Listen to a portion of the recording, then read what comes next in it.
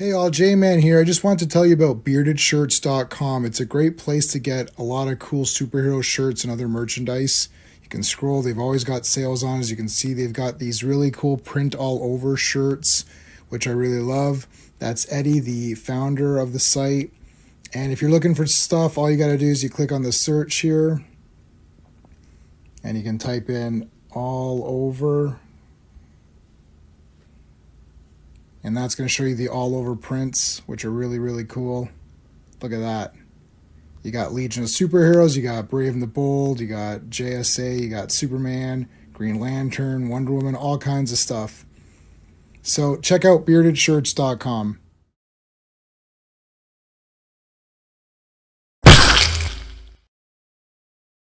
Hey guys, welcome to Sunday's Days of High Adventure.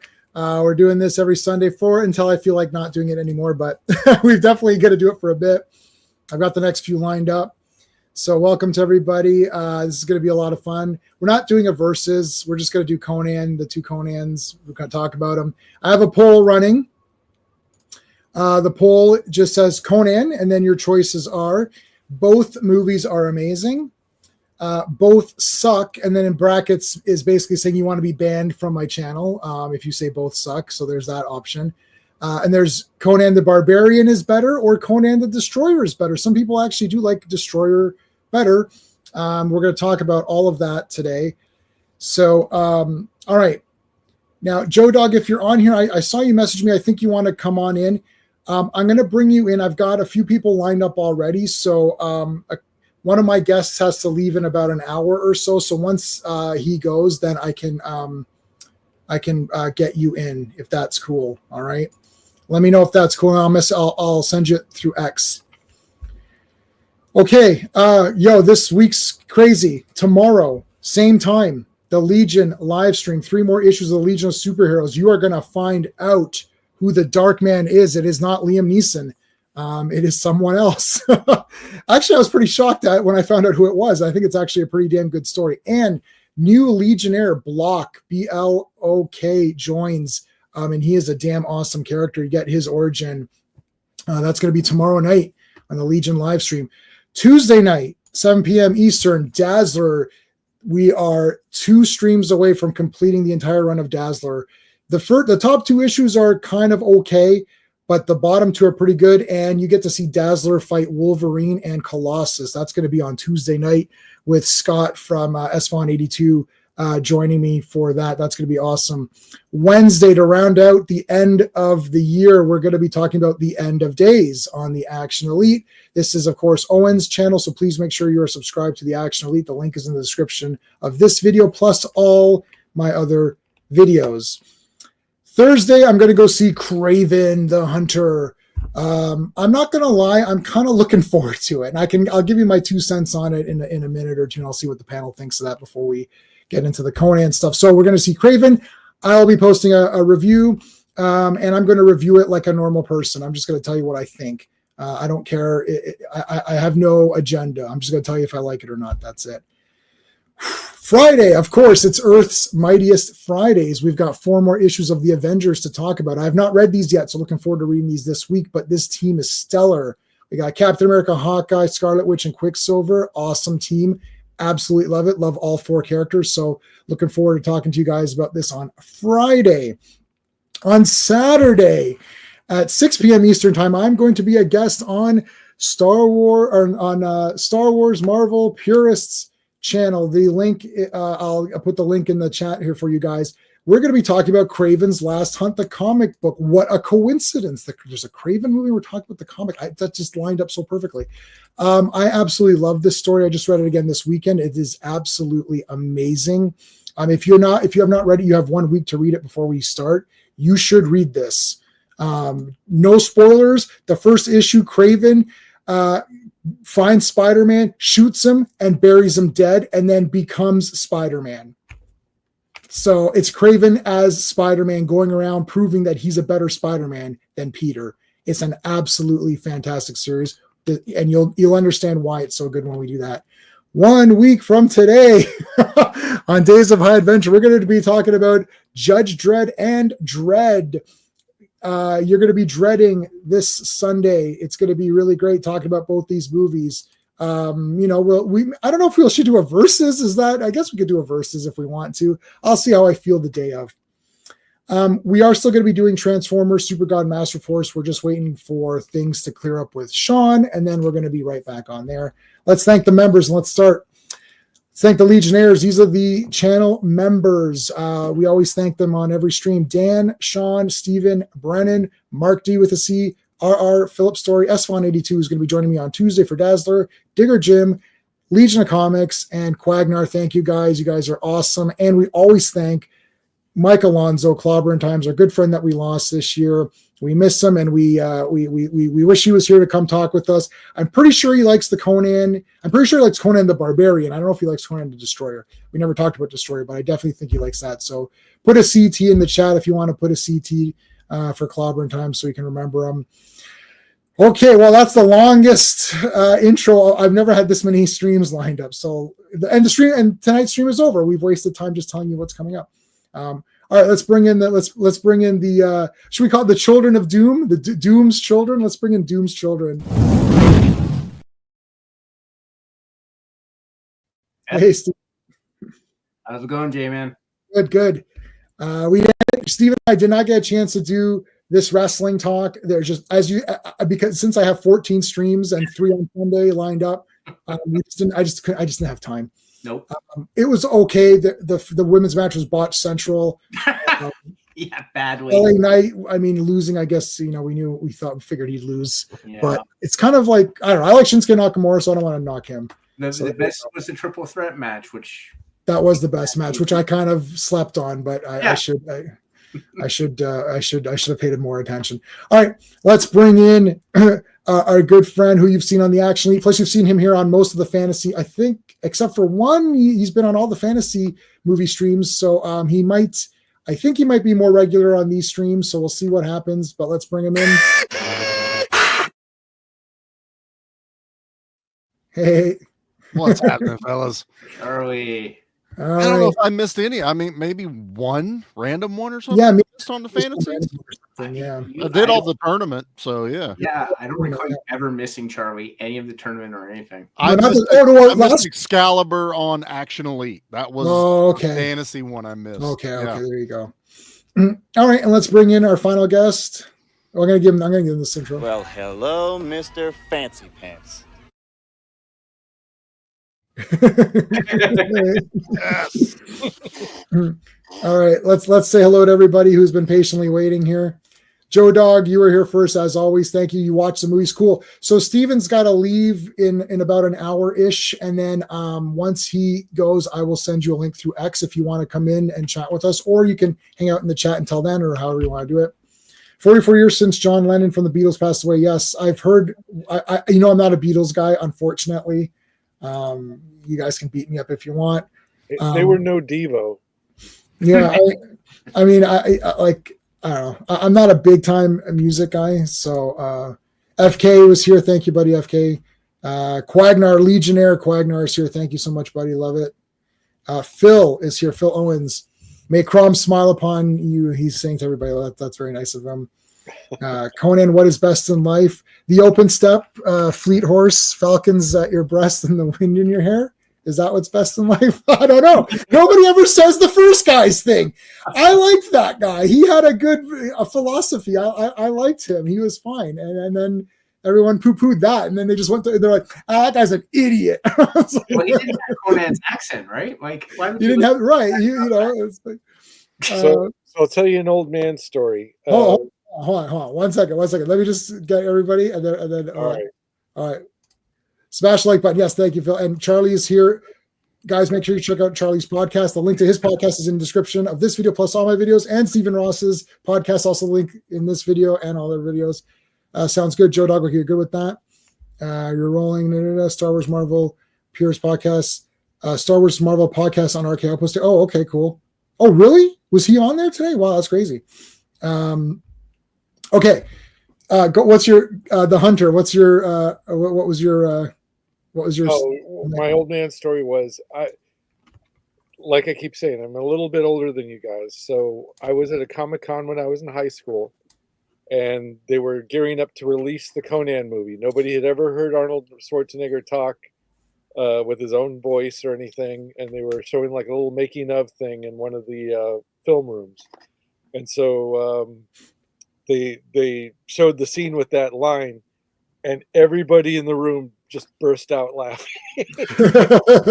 That's why they forget about the other guy, because it made such a strong impression when it said for the first time ever. He gets it at the end. It took me a bunch of views before I really kind of understood, because I used to watch this movie just as a for fun movie. And then I was getting more heavy into like the philosophy of it and the background. And then you realize at the end, because when he beats Rexor, he does this, right? Yeah. Which is what he did as a gladiator. And his philosophy when he was a gladiator was that was the ultimate in life, because he crushed his enemies. He crushed Thorgrim and Rexor. He saw Thulsa Doom. He drove him off. He ran away, and he heard the woman cry out, "No, my lord, don't leave me." So he prayed to Crom. He did get what is best in life at that time. But the point is that, the steel was shattered. It, like, all of that stuff. It's almost like we'll get into it more, but it's almost like this really was that actually the best in life, or, it wasn't, because once that was over, like when Thulsa Doom says, "I am your father, without me, there is nothing," right? And after Thulsa Doom is defeated, Conan is like, what am I going to do? And I love that they cut this out. My preferred version is the long one, because they cut out many things, but they cut out the girl like bowing to him. Like, it's like, "Oh, I'm gonna, I'm gonna continue on with you." It's like, no, I'm not going to take over Thulsa Doom's like empire and rule it now. Like, I don't care. Like, I did my thing, and then he just walks off. So, okay. So let's go. Well, I'll start with you, Steve, since you're on limited time. I know how you saw Conan, but so for the Conan movies, how did it go? Like, do you remember? I know you didn't see him as a kid, Nope. but like, tell me your background with him. Yeah, so basically J-Man came over to my apartment when I was living in an apartment a while ago, and he's like, "You have to see Conan. It's my favorite movie of all time." So we sat down and we watched Conan. How many years was that ago? 20 years ago? It was over 20 years ago. Yeah. It was like 22, 23 years ago. Yeah. So we sat down, we watched it, and you said, "What did you think?" I was like, I really was surprised. I thought it would be, I wasn't used to these slow burn adventure, going around doing stuff. And especially with a Schwarzenegger movie, I expected action every 5 minutes. So I was shocked when I saw Conan the Barbarian. I was like, this is not what I expected at all. And then you showed me Conan the Destroyer, and I'm like, that is what I expected. Conan. So for the longest time, I liked Conan the Destroyer more than Barbarian. Believe it or not, I was one of those people. Well, as a kid, I liked it more too. Yeah, because it was just an adventure to me, and I was like, "Oh man, this is awesome!" Like, and the Conan the Barbarian, it was very, like I said, it was slow moving, and you got that scene where Thulsa Doom is turning into the snake, and it seemed to take a while to get going. And I was like, "Oh, it's fine." I didn't hate it, but I was like, "No, Destroyer's way more my jam." Fast forward to this year when I rewatched them, and I'm like, yeah, Barbarian is clearly better. Destroyer is fun. It's still a fun movie to me, but that's all it is fun. Barbarian has a lot more depth to it. I really appreciated, his transformation in the movie a lot more now that I'm older. I appreciated the adventure more. I loved him and the woman. It killed me when she died. When she's that was crazy to me. But I 180'd this year, and now I have it on 4K. I got the 4K edition with all the special stuff. Yeah. I think Conan the Barbarian is honestly one of the best adventure movies ever made. And Conan, yep, that's it. And Conan the Destroyer is one of the most fun adventure movies ever made. And that's basically where I'm leaving off on that. Yeah, I remember I brought it over, and it's like, "Have you seen Conan?" It's like, no. And the thing is, my buddy and I would watch it at his place all the time. Like, it was his favorite movie as well. Mark. Yeah. Mark. So it was Mark's favorite movie. So we just watched it all day, all the time. and his brother was like, "Why you guys like?" He's like, "You just keep watching this." Like, I was like, I don't know. I just like the music's good, all that stuff, and you know, we're just like, it wasn't my favorite movie as a kid. Hey, Ironhide. Well, I'll give you my thing last. But anyway, so we'd watch all the time. So that's how we kind of, you know, just the soundtrack, and we got into it that way. But yeah, and so you had said you'd never seen it. I was like, holy shit, this is crazy. Like, this is like, what? I usually have my first movies I show people, it's usually like 12 Angry Men, usually because people say they don't like black and white movies. And I'm like, okay, you need to watch black and white movies. So I would show them 12 Angry Men, see, it didn't work with you because you already had all, because your dad had showed you and you watched with your dad. So you already had a ton of like black and white classics, like anyways. I grew up on Inherit the Wind and all, like you showed me Inherit the Wind, and I hadn't seen that. So so it was like that kind of thing. And then I was like, okay, I said, well, so usually my go-to is 12 Angry Men, like Army of Darkness, these kinds of, you know, movies, you know, Flash Gordon, like New York. So, and I never thought, it's like, well, what about Conan? It's like, well, everyone saw that. So that's all. I haven't seen Conan. I'm like, you haven't seen Conan the Barbarian. This is insane. Like, this reflects badly on me because then I don't want to hang out with someone who hasn't seen it. So I'm like, okay, well, you're going to have to just watch it. My wife had the same thing. I said, we're going to watch Conan the Barbarian. She's like, what, with Arnold Schwarzenegger? I was like, yeah.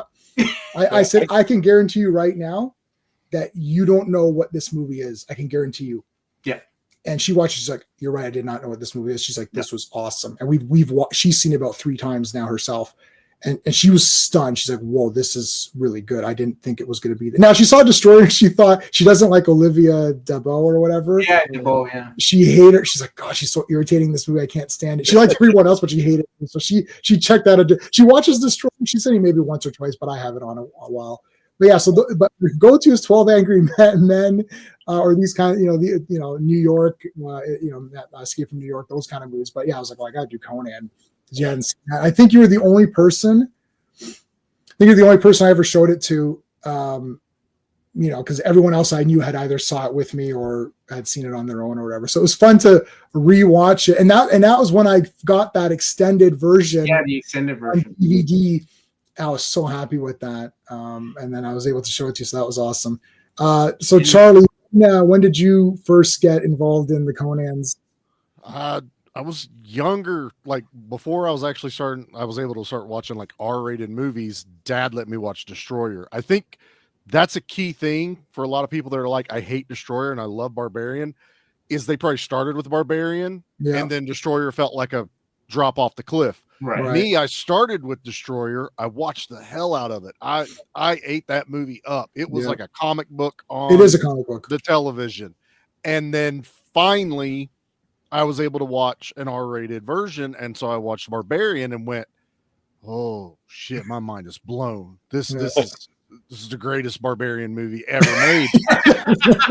But then I go and I'm like, okay, now I want to go back and watch Destroyer again. Right. Like Steven said, it's just fun. It's probably the funnest, epic, best movie ever. Right.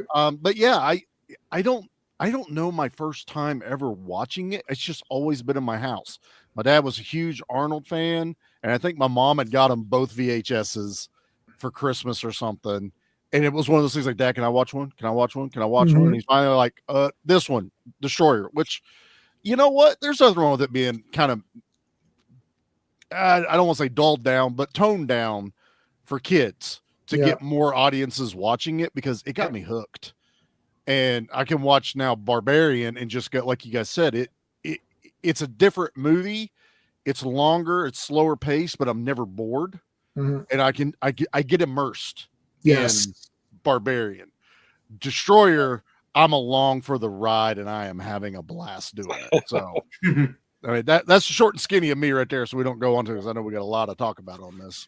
Yeah. So same. Yeah. Destroyer. I mean, I got no problems with it. It's like you watch it. It's like, I knew it was different as a kid. I kind of thought it was like more fun to watch. So it was like, it was very easy to watch. Right. Yeah. I feel like they packed a lot in for the time.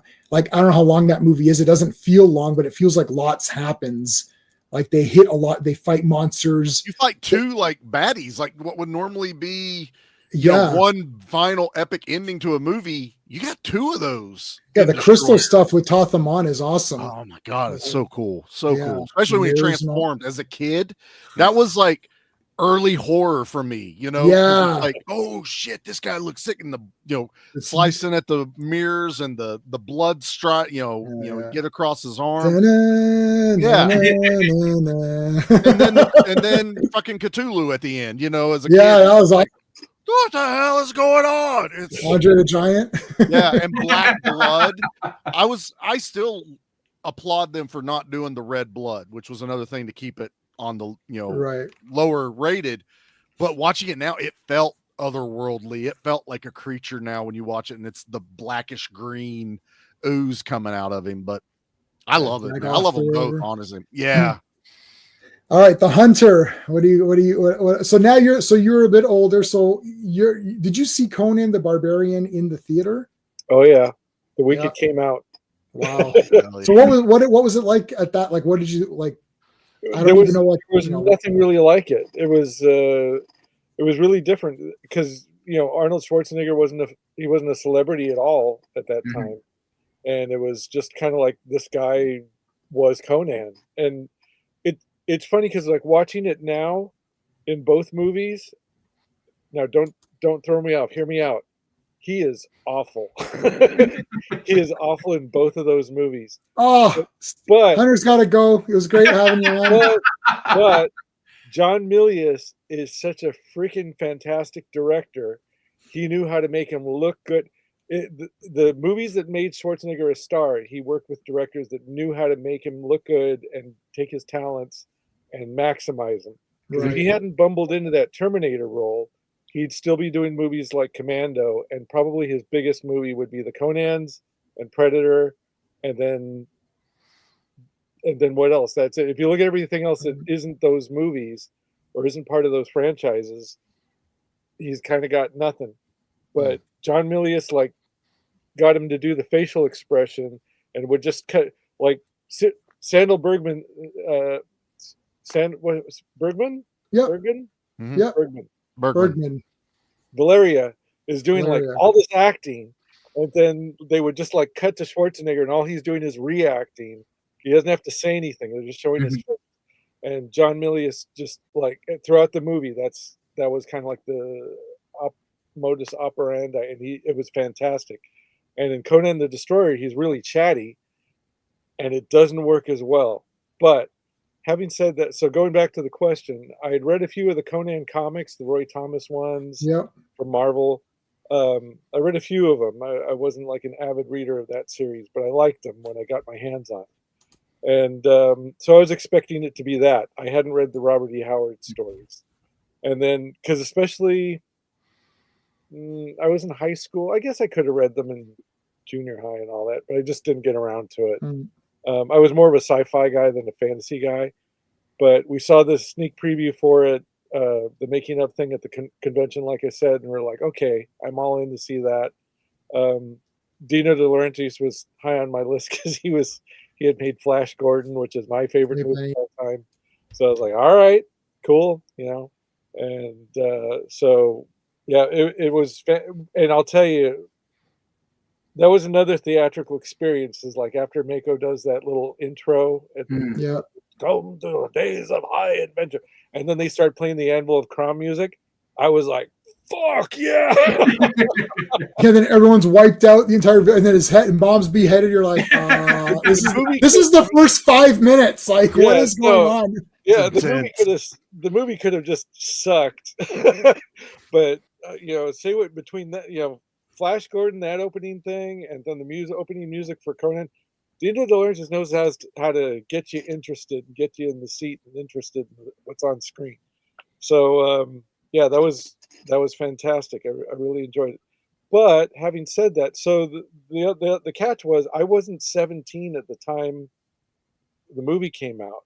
So and to get into the theater, the theaters around here were kind of strict about making sure kids didn't get in to see R-rated movies. So, but luckily, my mom loved movies, and almost every single weekend, she'd take me and my brother to go go to the theater, see movies in the theater.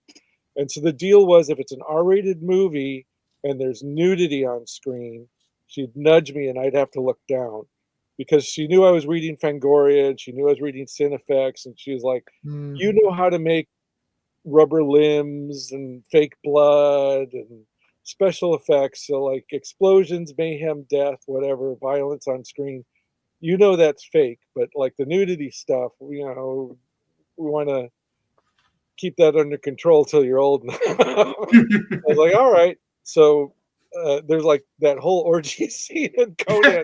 Yeah, so you missed like the best scene in the whole thing, where he just like splatters everybody. I strained because I was like this looking down during the whole thing. I didn't get to actually see it until like maybe the second or third time I saw it. But it was and so like my mom's sitting right next to me during like that whole movie, but she was cool. I mean, she knew I liked that kind of, I was basically reading all that kind of stuff in the comics, except for the copious nudity. But Right. yeah, but yeah, it was great. I really enjoyed it. It is a slower movie, and the thing is, I'm kind of like with you guys. I was expecting it to be more like the comics I had read. So the fact that it was so slow and there's so much like Nietzsche type of, philosophy in it, and it's very,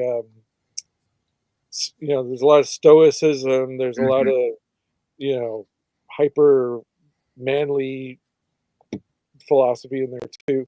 So that was kind of like that I wasn't expecting that. I was expecting it to be more like Destroyer, which is, you got the guy writing the comic book, writing the story for Destroyers. So I was expecting it to be more like that. But yeah, I still enjoyed it. And then I got what I expected afterwards when Destroyer came out. So I was like, you put those two movies together and you get a perfect Conan. Well, you put those two films together and then replace Schwarzenegger with Jason Momoa, and then you got a perfect Conan movie.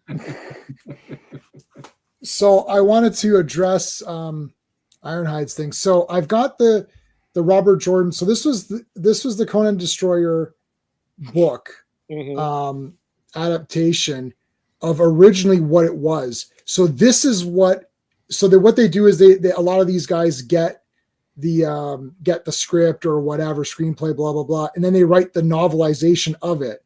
Right. So oftentimes novelizations of these movies have different things. So first off, in Destroyer, Conan sleeps with Queen Taramis right away. So that's Sarah Douglas in the film. He sleeps with her, and then they go off on the adventure, and it is not Tothamon, and because Tothamon is a major villain, so to have him just be there and then die, so this like Destroyer doing this is the equivalent of like Iron Man 3 with Mandarin. You're like, what? That was the Mandarin. This sucks.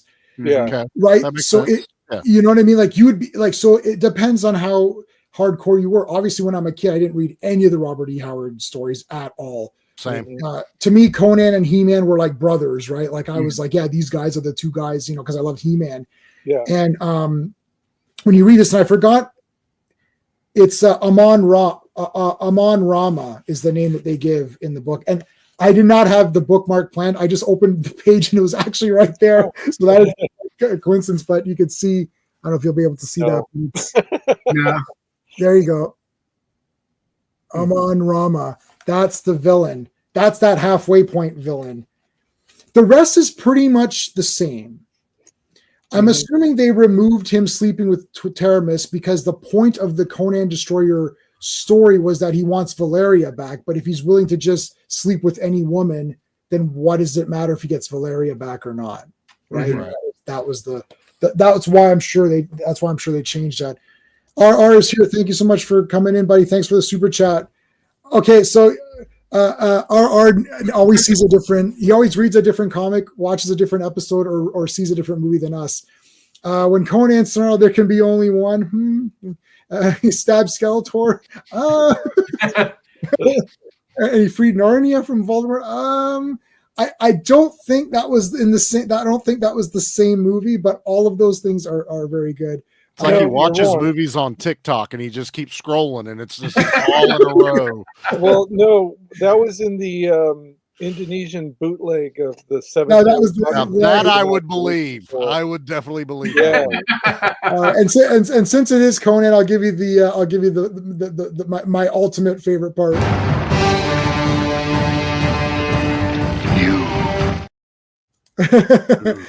All right, so I'll tell you my thing really quickly. So I didn't know anything about anything. I like Hercules movies. I like fantasy movies. I love Harryhausen, one of my favorites. I have his coffee table books. He's just like a hero of mine. He's a hero to everybody. I love all that stuff. I saw Conan the Barbarian. I was like, this is the damn best ever. This is so awesome. I was like, it's a bit boring, but he's fighting a giant snake. That's badass.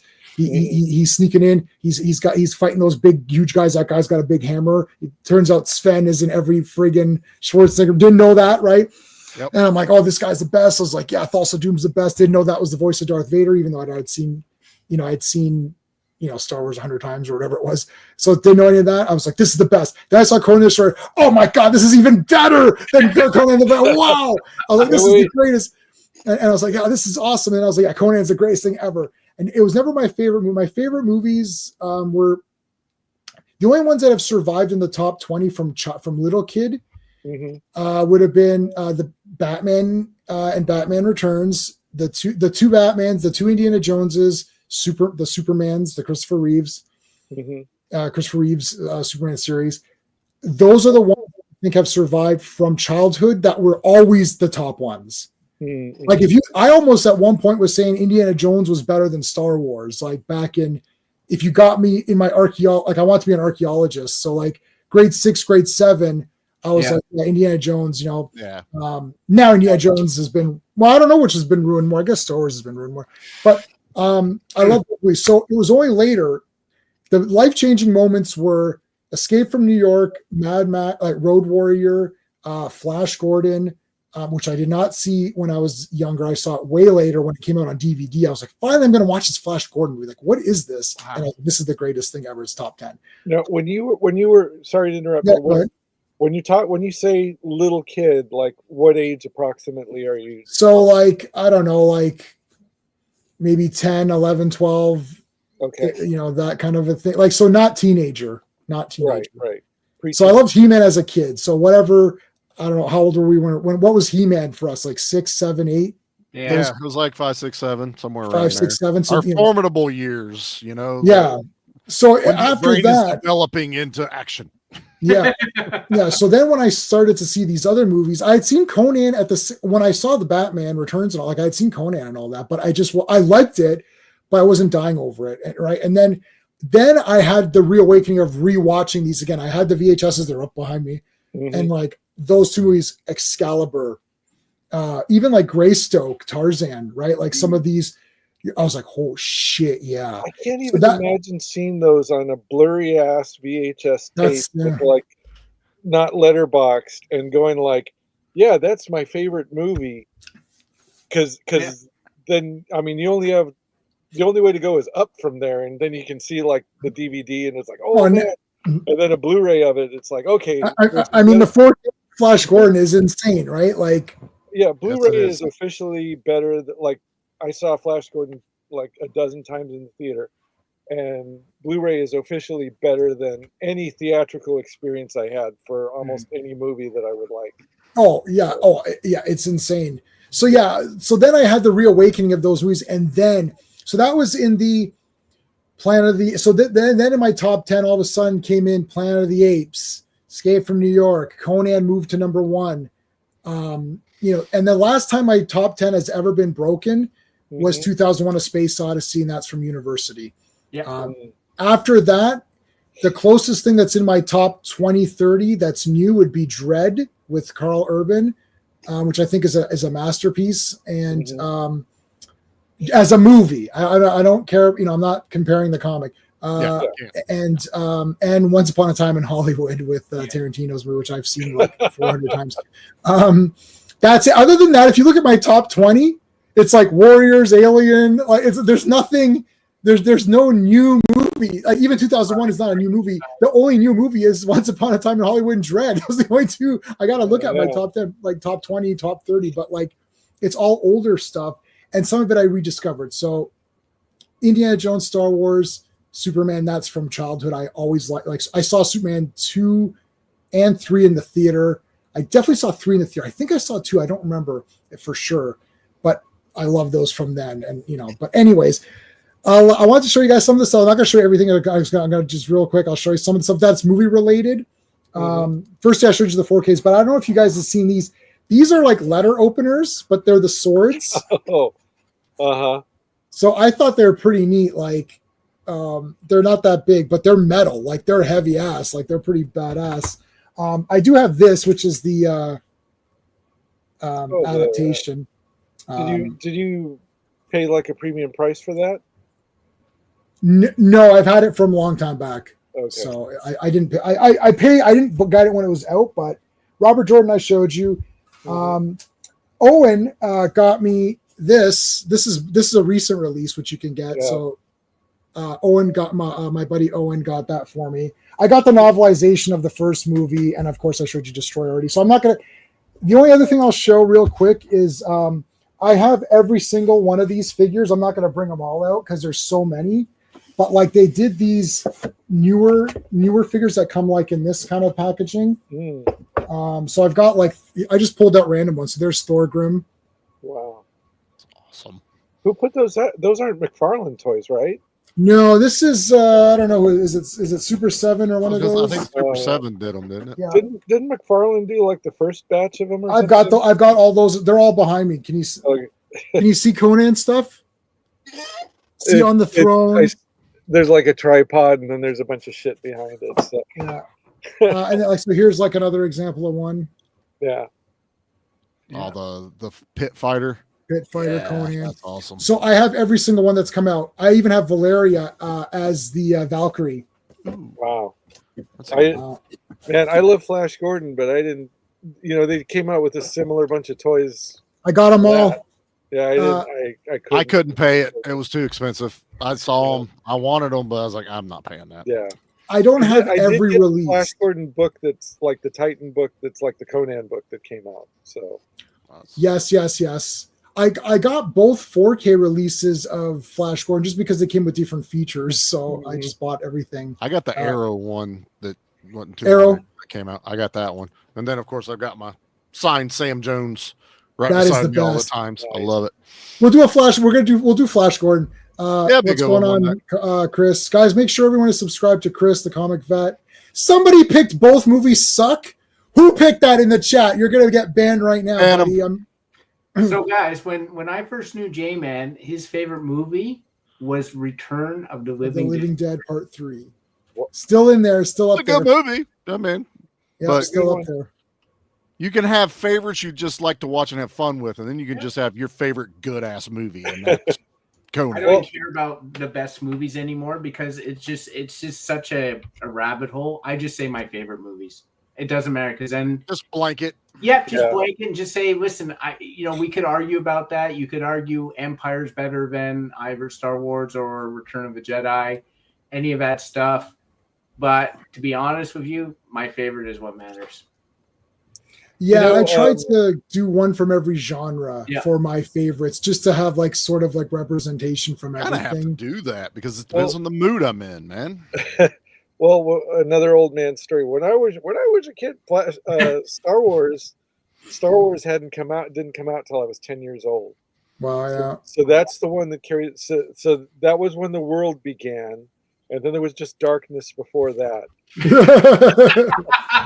BSW and ASW before Star Wars, after Star Wars. I'm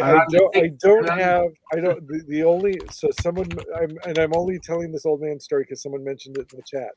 So the only movie from like before Star Wars coming out was that carried over to like somewhere in my top 10, 20 list would be Golden Voyage of Sinbad. Yeah, that's awesome. Yeah, because a good one. Like all of them, like the Doc Savage movie and Golden Voyage of Sinbad, I got to see in the theater because it was like they had these kiddie matinees during the summer. So for like 75 cents, you could go see Doc Savage on the big screen or Golden Voyage of Sinbad on the big screen.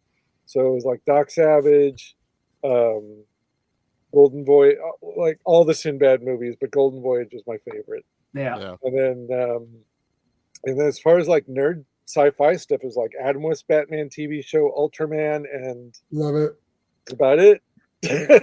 Just waiting for Star Wars.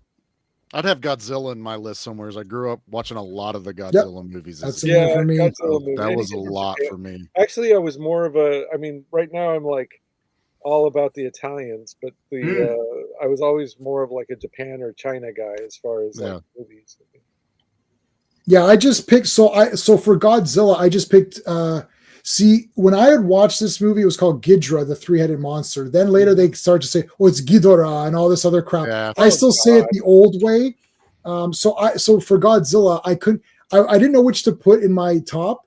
So I was either, okay, I could do Godzilla 2000, which is the first one I ever saw in the theater, Which was or pretty I fun. can do the one that I remember watching the most as a kid, which was Ghidorah, the three-headed monster. So I thought I'll put Ghidorah because that's a Showa era one. I thought that one might be more appropriate. I love them all. So I mean, are you going to tell, like, the problem even with Star Wars is the original trilogy to me is it's all good. So I'm not going to count that as three movies. I just put It's one. Empire and just say, oh, it's Empire Strikes Back, and that's the Star Wars representative. That's how I cheat.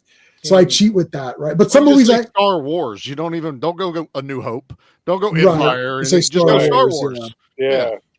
I used to cheat with Indiana Jones, and I would just say like Temple of Doom, and that just meant, or just say Indiana Jones, and that's all three of them. But now I can't cheat anymore because I certainly don't want the fifth one in there. Nope. So now I just say the trilogy, Indiana Jones trilogy. Like I don't want the other ones in there at all. I mean, I don't hate Crystal Skull. It's not that bad, but it's just not good. It's not that great. It's not that. It's not. Don't be great. apologetic for it. It's not. Yeah.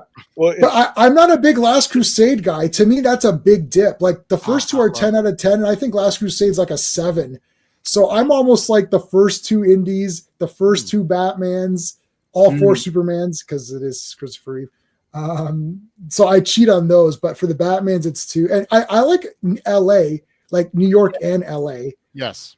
So LA I can count. Is just fun. You It's just know, fun. you just turn your brain off and enjoy it. It's the same as this. It's New York and Barbarian, and then LA and Destroyer, and they're like, exactly. it's just the same thing. But you don't like Escape from LA? No. Oh, terrible. By the way, Shia LaBeouf was shopping at my store yesterday, so I'll tell him what you said next time I see him. Tell him. Listen, I saw him coming out of the bathroom. To tell him it was bullshit. They killed this character off screen. I actually thought he was kind of fun. When I first saw him, I thought he sucked, and then I watched it again. I was like, you know what? He's kind of fun in this movie because he's not Indian. He's not the same. He's not a copy of Indiana Jones. He's a different character. Hey, could not be reached, buddy. Boom. Hey. Akivasha, as in I love Call the Conqueror. Oh man, fucking Kevin Sorbo. Classic heavy metal and epic barbarian movie. They just go perfectly like peanut butter and I've got that soundtrack too. Check out how many I don't know if you guys have seen how many damn releases there have been. So here's your first release. So this was like your first release of Conan, the soundtrack. Yep. And then the first release of Destroyer is this one. Mm-hmm. Then they released a 2-disc limited Destroyer, which has all of the music. There's actual different arrangements and different kind of music that wasn't on this one. So this one has like 19 tracks on disc 1 and 10 tracks on disc 2. And this Destroyer only had like 9 tracks total. Like this has like triple the amount of music. And then there's this Conan the Barbarian Limited. This is 3 CDs. This is every damn like thing that there is in that movie. Every note in that movie. Every note is in that movie. And I have I've put these on the library for people. And if they need them, I can put them. But I've got the Call soundtrack, which is awesome. I love it. And I saw Call in the theater. I was like, yeah, this is awesome. Look, it has nothing to do. I read the Call stories. It has nothing to do with those stories at all. Call is a thinking man's barbarian. There's literally a story where he's looking in a mirror and he's like, the mirror has another world behind it. And he's like, am I me or is the mirror me looking in? Yeah. Are we different? It's like philosophical. Right. Yeah. Get Tia Carrere in there. Get Lightfoot in there. You know, it's like how is there kung fu and stuff? Like, look, this movie is. I love Call the Conqueror. I don't care. I will fight people for it. 100%. The beginning is badass. It's like it's like she's like destroying guys. Oh man, grabbing the axe out of the flames. Yeah, it's the best. I read somewhere that the plot for Call the Conqueror was originally like a plot for it was the plot for Destroyer, was it? Or is the plot for the third movie or something? Who knows? I've heard that rumor where they've tried to like tie the universes together. No, I just don't know how much I believe if it was like supposedly a third Conan or even a prequel. Oh, I heard it was supposed to be Conan the King, right? That's what I heard for. Well, they wanted they're still trying to make that, which is like not really gonna happen.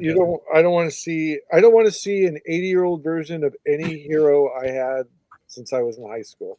I don't want to see 80-year-old Indiana Jones. I don't want to see 80-year-old Conan. I don't want to see the boomers need to go home, retire, enjoy the money. Yeah. You know. Well, if you want, so Dread will be next week. If you want the week after, we can do Indiana Jones. Or what is it? Christmas is coming up. We got Christmas. So let me see, like, Sunday.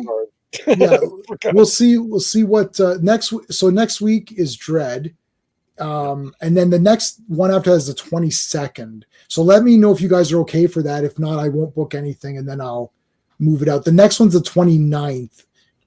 I'm probably good for 22nd, but 29th I might be out of town, so that might be the okay. So 22nd we can do 22nd, and then we'll take a break, and then come back on the next one after that. I want to do Alan Quatermain and King Solomon's Mines as well. Oh God, here the canon ones. Of course. What do you mean? What do you mean the canon one? What other ones are there? Those are the only. That's it. All the other King Solomon's Mines are bullshit.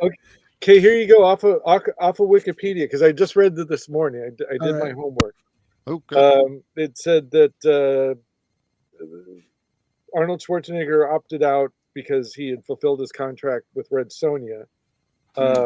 He wasn't wanting to come back. The third Conan film fell into development hell, the script eventually being turned into Call the Conqueror.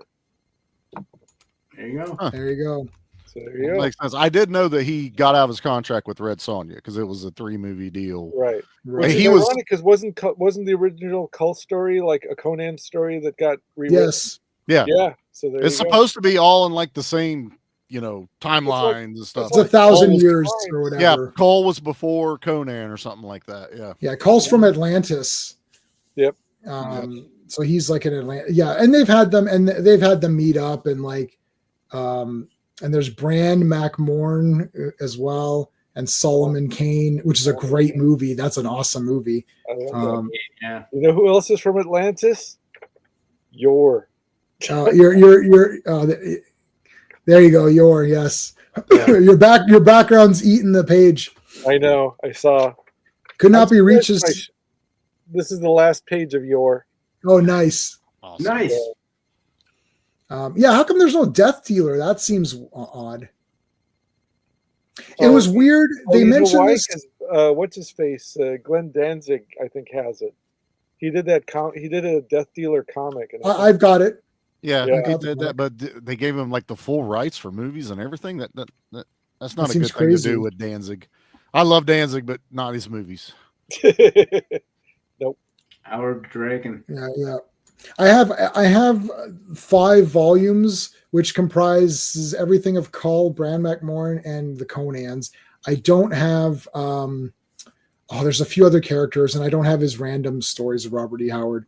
But the Cull book is one book, and it's just one book, and it's all the Cull stories, and they're all short stories. They're very easy to get through. But I don't want to say story to story, but like the Cull stories are all pretty neat.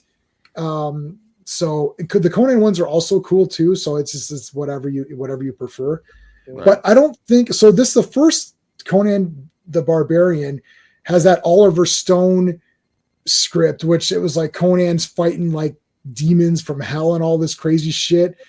And if you watch the make it of and they're talking about it, you're like, who's making this? Like, when was that? How is this going to be made? Like, they'd be shying away from that today, right? This is like Jodorowsky's Dune, where it's like this, like, here's like this 800-page layout. You're like, what how is much this? money do we have? How long do we have to do this in? He said he was out of his mind on cocaine when he wrote that. Right. Yeah. But it's funny too, because like when I was looking at the credits, it's like they had L. Sprague de Camp as a technical advisor, and Bill Stout was the production designer. And I don't know about Oliver Stone or John Milius, but I know those two guys are like obviously L. Sprague de Camp. They're like super nerds as far as like Conan goes. Like okay. they were gonna get like the languages down, the city and country names down, all the other like they were in it for like, this is history and we got to get it accurate. So that's probably why the first one, at least, well, the second one kind of too, but the first one was like, this is like the History Channel version of Conan, and as close as they could get it to the Howard text, they were going to do that. And I don't think a lot of people appreciate that they went, especially for the kind of books that they were and the time period it was made. Most of the studios were not overly concerned with getting like pulp novels 100%. They would take liberties, but they, as much as they could, they did. And I don't know how much of that Oliver Stone thing made it in the final. I don't know how much of it was like a roadmap, because like they did the same thing happened to the Blues Brothers. Dan Aykroyd wrote this like 300-page screenplay and then dropped it in John Landis's lap and said, there you go. And so John Landis like whittled it down, but there was a lot of the backstory that was in the screenplay ended up in the novelization, like you said. And in fact, the big long car chase at the end of the Blues Brothers isn't in the novelization, but all the part where they're putting the band back together, leading up to that is. So anyway, that was another thing I was looking at before we were recording. The 4-hour version that was written on cocaine by Oliver Stone that kept coming up, like, and I think he said he had been on cocaine for a year and a half and he wanted to beat it. So like once he dried himself out, he went back and I guess made the script that we're familiar with. And then he's definitely in the credits. Natural Born Killers. yeah, it's shocking that this Oscar. It's kind of like Battle Beyond the Stars level shocking that this guy who went on to be like a big film guy, known better for his adult dramatic films and not so much as sci-fi or pulp movie career. He's like the Conan guy. Yeah.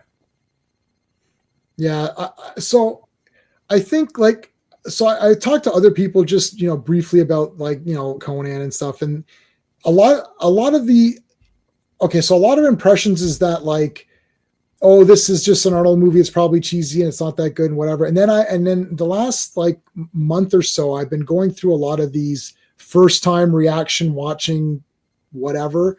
And it's a lot of younger people. And I always go to Conan to see what they say. And every one of them is blown away. Like they're just like, wow, this is so good. The music and it's like, it gets you, you're invested in it and all that. And it's funny because like it's all these people keep discovering it again. And you're like, this wasn't just like, you can tell it's special because everyone copied it. And then you could tell Mad Max was special because a Road Warrior, at least because everyone copied Road Warrior, right? There's those movies where like, oh, this is just Road Warrior, or this is just another Conan kind of style. Everybody copied Conan. Everyone copied Road Warrior. That's because producers in foreign countries could look at that and go like, hey, we can go in the desert and film a bunch of cars going around like the Mad Max. So. Yeah, that was they said Roger Corman will film the fall of the Roman Empire with 2 bushes. And Roger Corman's looking at Mad Max and Conan going like, we could go to the Philippines and find the sand. Yeah, we could make this in 5 minutes, and you know. What I love about Corman is I remember that story James Cameron told where he made a bunch of sets, and Corman went to him and said, "What are you doing? This looks too good. Crap." Yeah, It's fine. Like, how We'll much fix- did this cost me? Stop Yeah, it! that's what Stop he it! said. Yeah, Painting with Fire. I have this. It's a great documentary about Frazetta. I really. So now, again, if you get to a point in your life and you start to discover Frazetta, and I mean, we knew all these people. Boris. To this day, I still get the Boris calendar. I got the Boris calendar right there. 2025 Boris right there. Nice. And I've been getting it since like 2002. But then there was like 6 years, and I actually know you could actually measure. It's like this when I was living. I was still living with my mom, and we had moved or whatever. And it's like it's like 5 years or something that I'm missing the calendar, and it's like, oh yeah, that's when I was living there and I wasn't putting it up. And then the second I got into here, I'm like, yep, there's the next 10 years or whatever it is of calendars, right? Because it's like I get, but like so you start to realize Frazetta and Boris. You start to think, I like Ken Kelly who did the Destroyer cover. So all these guys, and then you look back and like, hey, how come Barbarian and Destroyer's posters are not Frazetta? It just seemed weird. Like, how did that not happen? So they explained a little bit of that. I just think they couldn't make it work or something.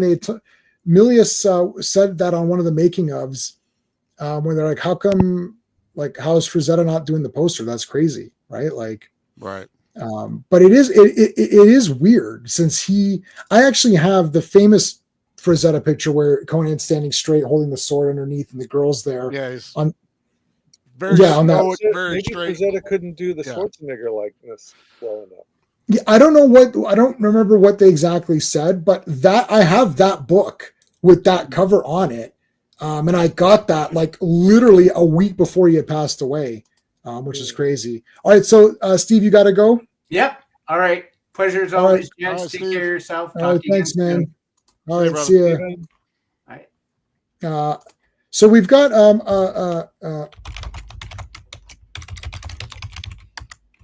I've got a channel subscriber, Joe Dog, who's in the chat. Sometimes he likes to come in. I'll invite him. So I sent a link if you want to come in, buddy. Anyway, yeah, it just seems weird. Like, how can there not be? How can you not have Frazetta on there? But there's Joe Dog right there. Hey, Joe Dog. Hey, what's up? What's up, Troy Hey, and what's going on? Hunter? What's going on, Joe Doug? Great. So what'd you think of the Conan movies? My stepdad used to have the DVD of one of those, and I think I watched that movie. I really enjoyed it. I think Barbarian is really much better than Conan the Destroyer. And you know what's best about the Barbarian? Are the hot ladies. Not wrong. Not wrong. Well, Valeria was great. And the funny thing, I don't know if you noticed, because you just watched these recently, but Valeria only, like, so Conan, when he talks to Valeria, he only says, "Are you a guard?" Oh no, he says, "You're not a guard." The only lines of dialogue he directly speaks to her, he says, "You're not a guard." That's it. Otherwise, she does all the talking to him, and their love story is totally, I bought right into it. When she dies, I was upset. He was pissed off. I love Subotai crying and saying, "Oh, I cry for him." And then he's like, "No, fire won't burn up there." No, right? And it's like, and then it burns, right? That's a great scene. That was awesome. The little demons I love when the demons are trying to take Conan, and then she's like, She's defending him. she's defending, like they're fighting the spirit guys. Like, that was cool. Yes. He goes, "Oh, the spirits will take him." And she's like, "If they do, you'll follow." You're like, "Oh shit."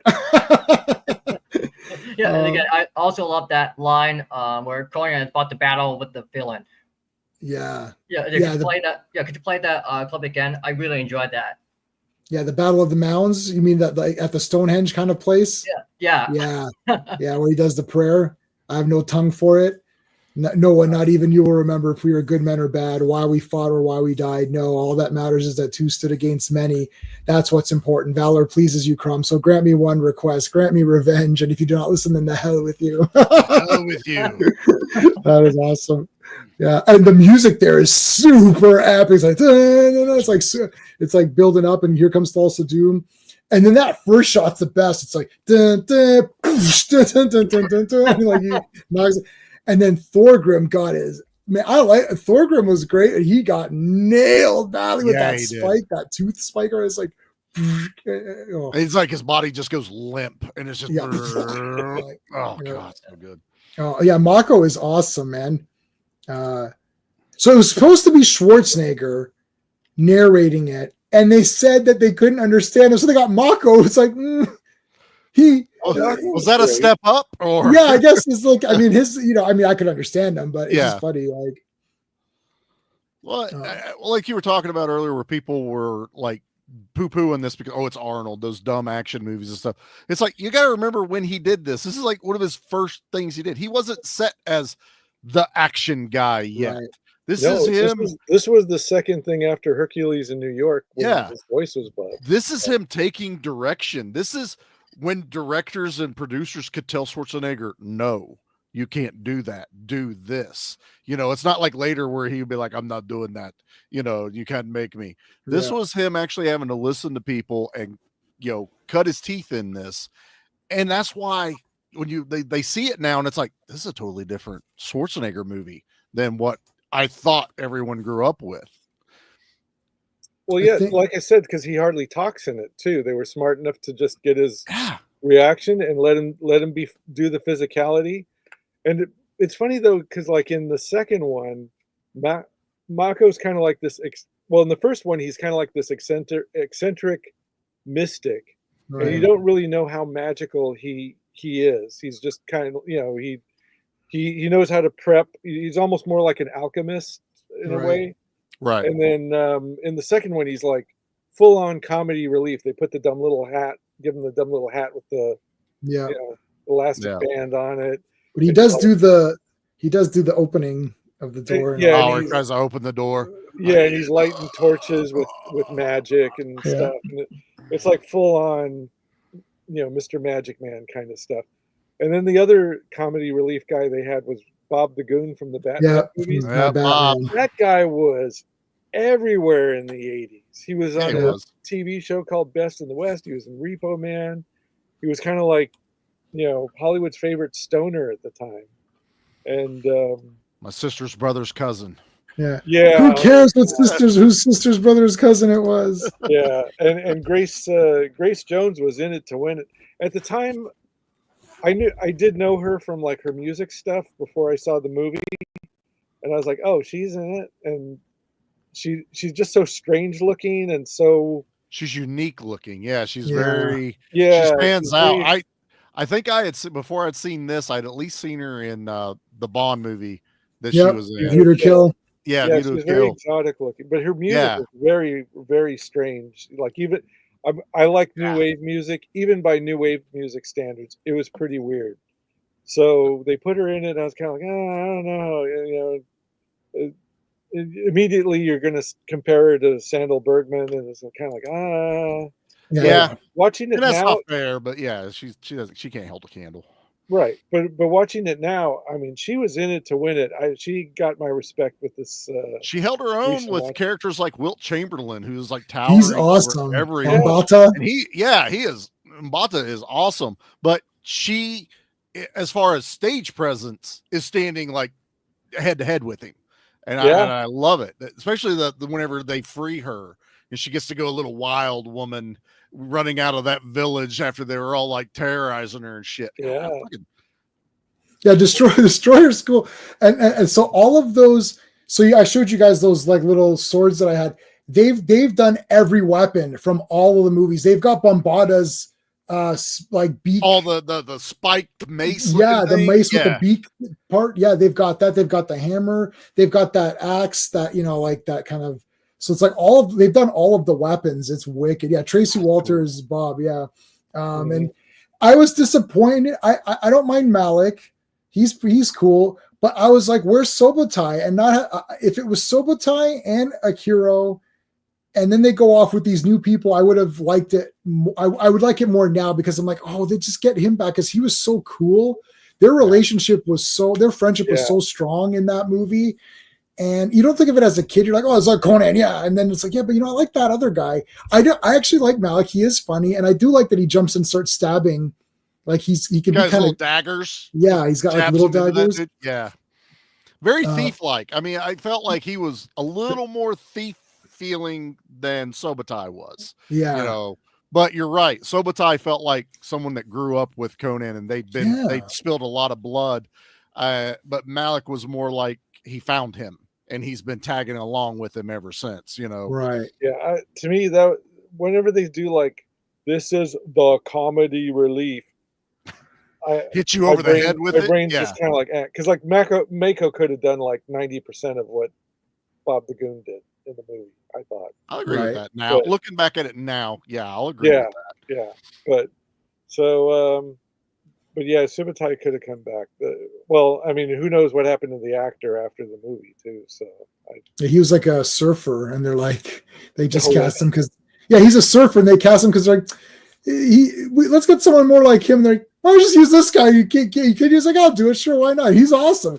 Thief and archer. It's like, I'm Hurricanian. He's like, what are you doing here? Dinner for Wolf. And then my God, your God lives underneath him. All that stuff is super great. Like they're trying to one up each other with their gods. It's so good. So somebody was mentioning the Dagoth monsters. So that was designed by the same guy who did E.T., the sandworms from the original Dune movie. Carlo Rambaldi was like really busy during the 80s too. So. Yeah. I love the creature, man. It just it Dagoth or whatever. Weird. The dreaming god or whatever. Andre the Giant, which I never knew till I was way older, and now you're still like, I could see that. But it was just it was the visceralness of this like fun adventure you were watching, and then all of a sudden it got back dark again, like Barbarian, and he's like ripping the horn out of its face, and it's not quickly done. It's stretching and pulling, and shit's coming off the end of the horn, and it's just like, as a kid, that whole scene will always be burned in my brain. It is just amazing, and it's just chaos incarnate on that part. When his head turned, when they put the horn in, and then it turned, you're like, oh, that was creepy. Yes. Like, that was super creepy. Very horror style. All of a sudden, the end, he's like, whoa, what the hell? Like, this is like badass. And then that monster was crazy. And man, like, Arnold's selling it too, because his eyes are like huge, and he's like backing up almost and responding to this creature forming. And you're again, kids' eyes, you're glued to the television. You want to look away, but you can't. You're like, well, oh God, what's gonna happen? Oh shit, Conan looks scared. Oh God, what's getting ready to happen? And then that thing just that roar they add to it. I love it. It's a cool monster. Yeah. And even Tathamon, like, he looked cool too. I know they wasted him, so let's forget that they've wasted the character. I mean, this is comic book movie territory. They waste characters all the time. Bane walks around going bomb, bomb, bomb. And like, the guy's outsmarted Batman and broke his back, and he's been, now he's Poison Ivy's little bag handler, right? So, but in any case, he looked wicked. He's got the fingers, and he looks like a cool wizard. He looked like a cool D&D wizard villain, and then he's got the mirrors where you have to break each mirror. I might use that on my next Spelljammer adventure. You know who I think that guy was? If I read the thing correctly, he was in Raiders of the Lost Ark. He was the Nazi that like gets in the fist fight with Indiana Jones. My God! And then he's also the Indian guy in Temple of Doom. Is he really? I don't know. Is that the same actor? No. The guy, the big guy that he fights. That's the guy from Raiders that he fights at the plane. Oh, okay. That's the same actor. If it's that guy, hold on a second. Yeah, I'm pulling it up. Because the Pat Roach. It is the guy from the airplane. It is him. Yeah, there you go. Pat Roach. I just wanted to show. This is the only one. This is the only statue I was able to get. Oh, nice. That's it. So I do have. Yeah, he's the big Indian bodyguard in the other Indiana Jones movie. He's got So- the black paint around his eyes. Yeah. Yeah. Right. Because the Kali Ma guy was like a real. No, that's Amish Puri. Everyone knows him. He's Mogambo. Is that from Temple Yeah. of Doom or Temple of Raiders Doom. Oh, okay. Yeah, So the I big love guy, it. remember where he's on the conveyor belt, and then Yeah. that big guy comes out, and then they're fighting on the conveyor belt. Mhm. That He gets his outfit, his clothes are like caught in the. they get stuck in Yeah, the he roller. gets crushed basically. He's also in Red Sonja apparently. Oh, Oh, when Yeah. we do the Indiana Jones trilogy stream, I will give you that scene of Indiana Jones fighting on the conveyor belt. I use that scene to explain how Indiana Jones and serials work. That scene can be used to tell, like when people say, "Well, why don't you like Dial of Destiny? What's so bad about it?" And then I explain it to them. They do see it. I'll show you guys when we do the stream. I'll save it for then. But I've got you can look this up, and I was going to share it last stream. George Lucas, and I'll find it and send you guys the link. George Lucas and Steven Spielberg talking about Raiders of the Lost Ark before it's even made, like just as the concept. And George, it's the whole transcript, and you just need to read page 1. Right. All these people that made these shitty Indiana Jones movies, all they need to do is read page 1 of that, and you'll understand. He explains what serials are, how they work, the purpose of it, why scenes happen one after another the way they happen. Literally, George Lucas, and then Spielberg's like, "So you think we should do this?" And George Lucas is like, "Yes, it should be this, and he literally explains the whole thing. I was like, "This is what it is." just don't read the 3 pages about how old Marion is supposed to actually be. Well, that's fine. Hey, purist is here. Hey, Star Wars, Marvel purist. And Steven made one of my all-time favorite films, Poltergeist. I love which Poltergeist. got nominated at the Oscars. Then it didn't win because of freaking. Now, Gunny. Poltergeist has that controversy with Toby Hooper. It's like, right? It's like, is it Toby Hooper's movie really? Or is it Spielberg? Or did Spielberg just put his name on it, or how did that all go? No, he was in Call as well. Jeez. I see Real Pat Roach is going to be UK series. Okay, wow. Pat Roach, let's see. Pat Roach. Let's see him. Oh yeah, here he is. Yeah. Yeah, that's the guy. He was in Call. Who the hell? We'll have to do a Call. Maybe we'll do a Call Solomon Kane. Because we already did Red Sonja. We could do Call and Solomon Kane. Like, yeah, that would be appropriate. Two other Robert E. Howard movies characters. Yeah, that, the Robert E. Howard canon. Yeah. Have you seen Solomon Kane, Charlie?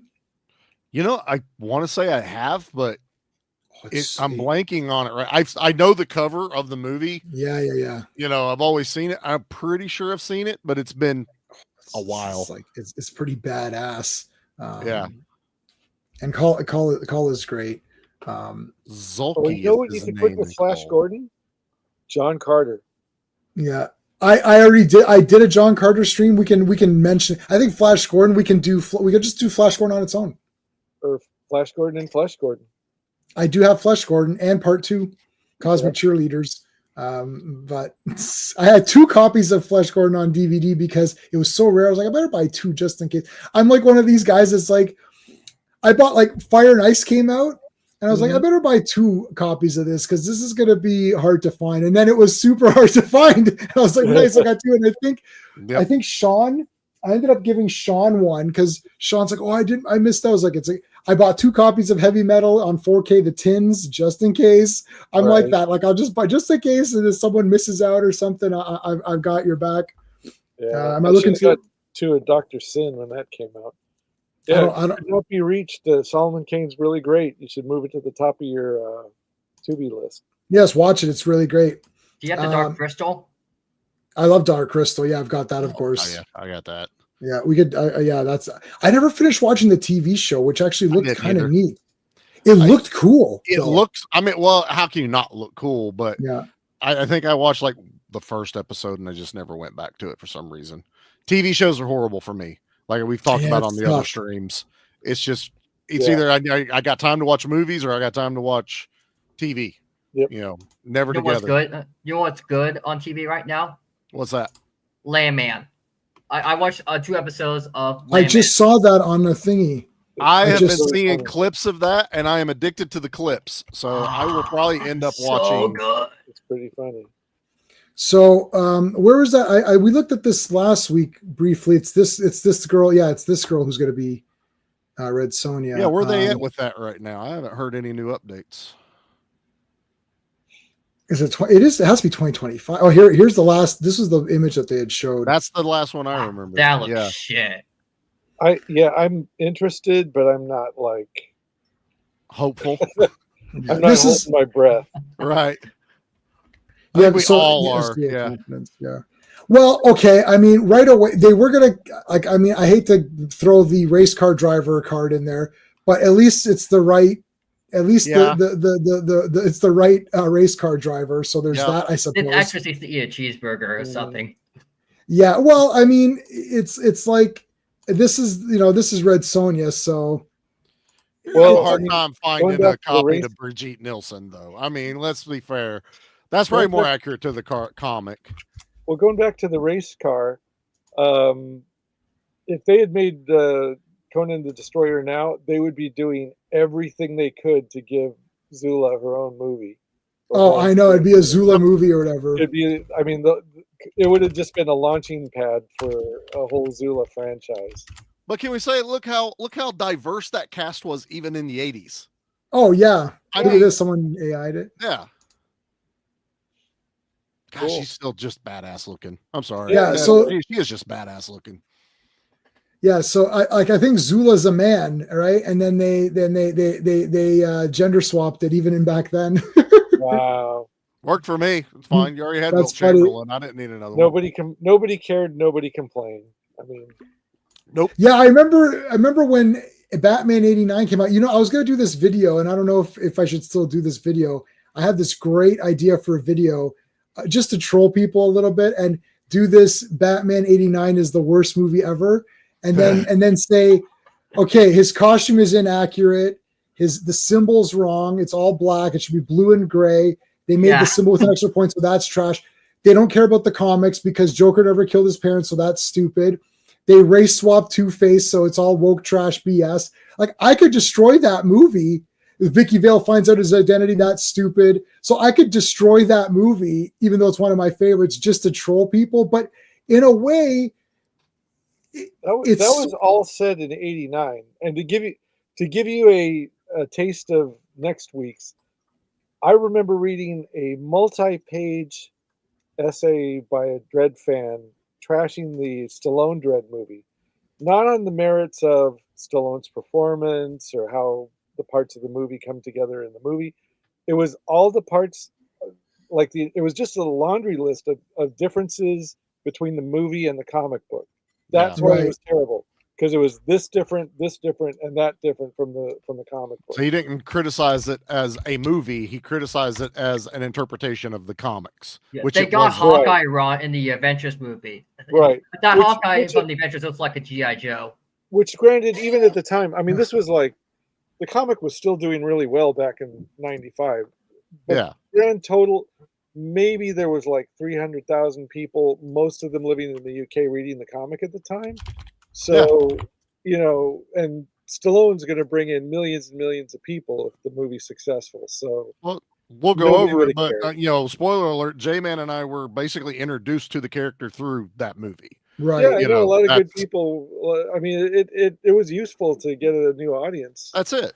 Yeah, we'll deconstruct all that next week because I've got a lot to say on that. And I was like fighting a losing battle with a lot of people. I wanted to show you guys. This is the weapons I was talking about. Check this out. So you could buy the Wheel of Pain, and you could put the weapons in it. So there's one of them. Right? Remember this?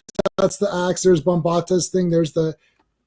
So all of these weapons go into the weapons rack thing, and you can So put it it's as like a a display. holder. That's awesome. Yeah. So do you think Bombada's name came from Africa Bombata, the early rapper? I have no idea. Yeah. Area Bombata.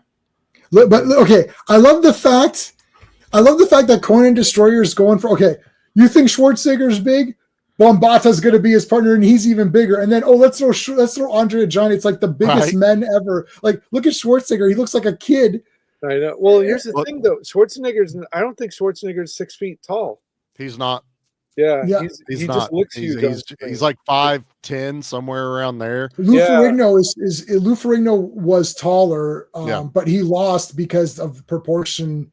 In the reason he never beat Schwarzenegger in any of the Olympias or whatever is because of the proportion. That's all.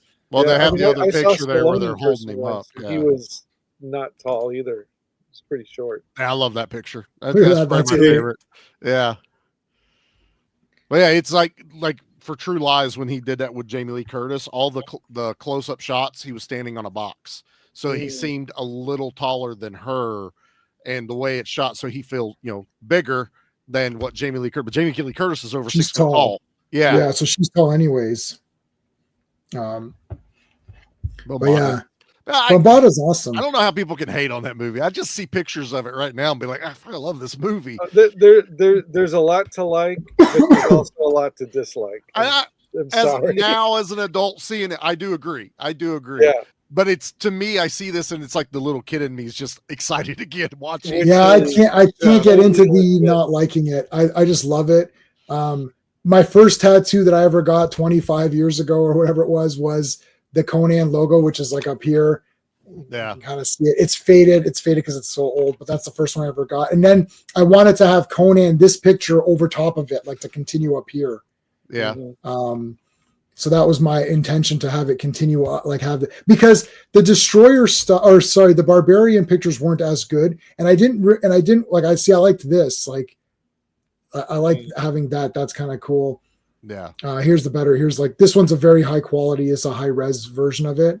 Without any, it's like the Virgin. It doesn't have any. There's Dagoth too. I have to save that. It's not movie-fied. That's like the actual. Yeah, there's Dagoth. I love Dagoth. I'm sorry. He's so cool. They never did. Looking at it now, it's a rubber I suit love with it. a dude in it, but I just love Dagoth. Yeah, well, and not only that, for reasons there's thunder and lightning inside the building apparently. Yeah, So, exactly. That's right. So I just got these a few months ago. Oh, that's the Valkyrie.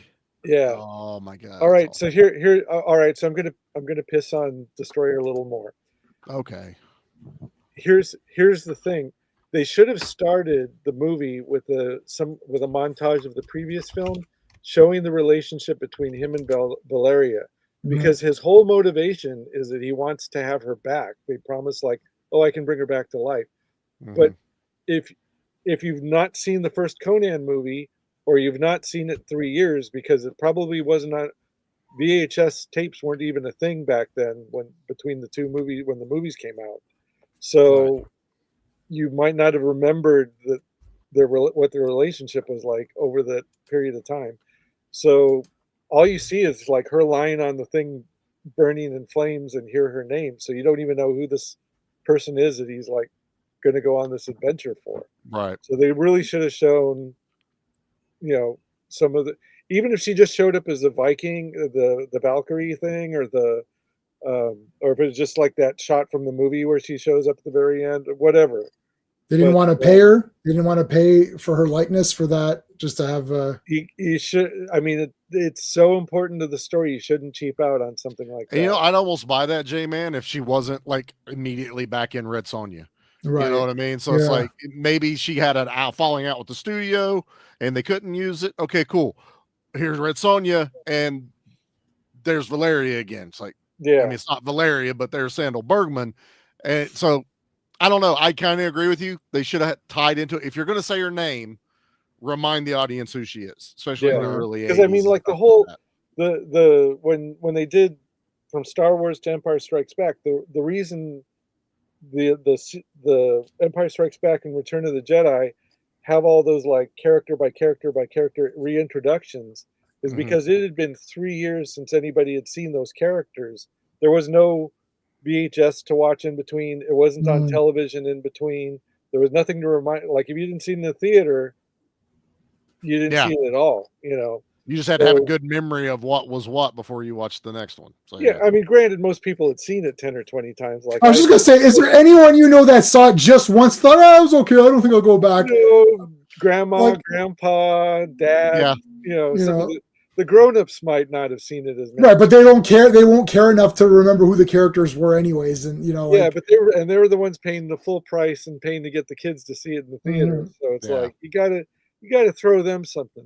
But in this case, yeah, you shouldn't cheap out, and you really have to reintroduce the characters. So Yeah, that- I again, it's don't- just studio stuff. The studio wanted a more friendly Mhm. version of the movie.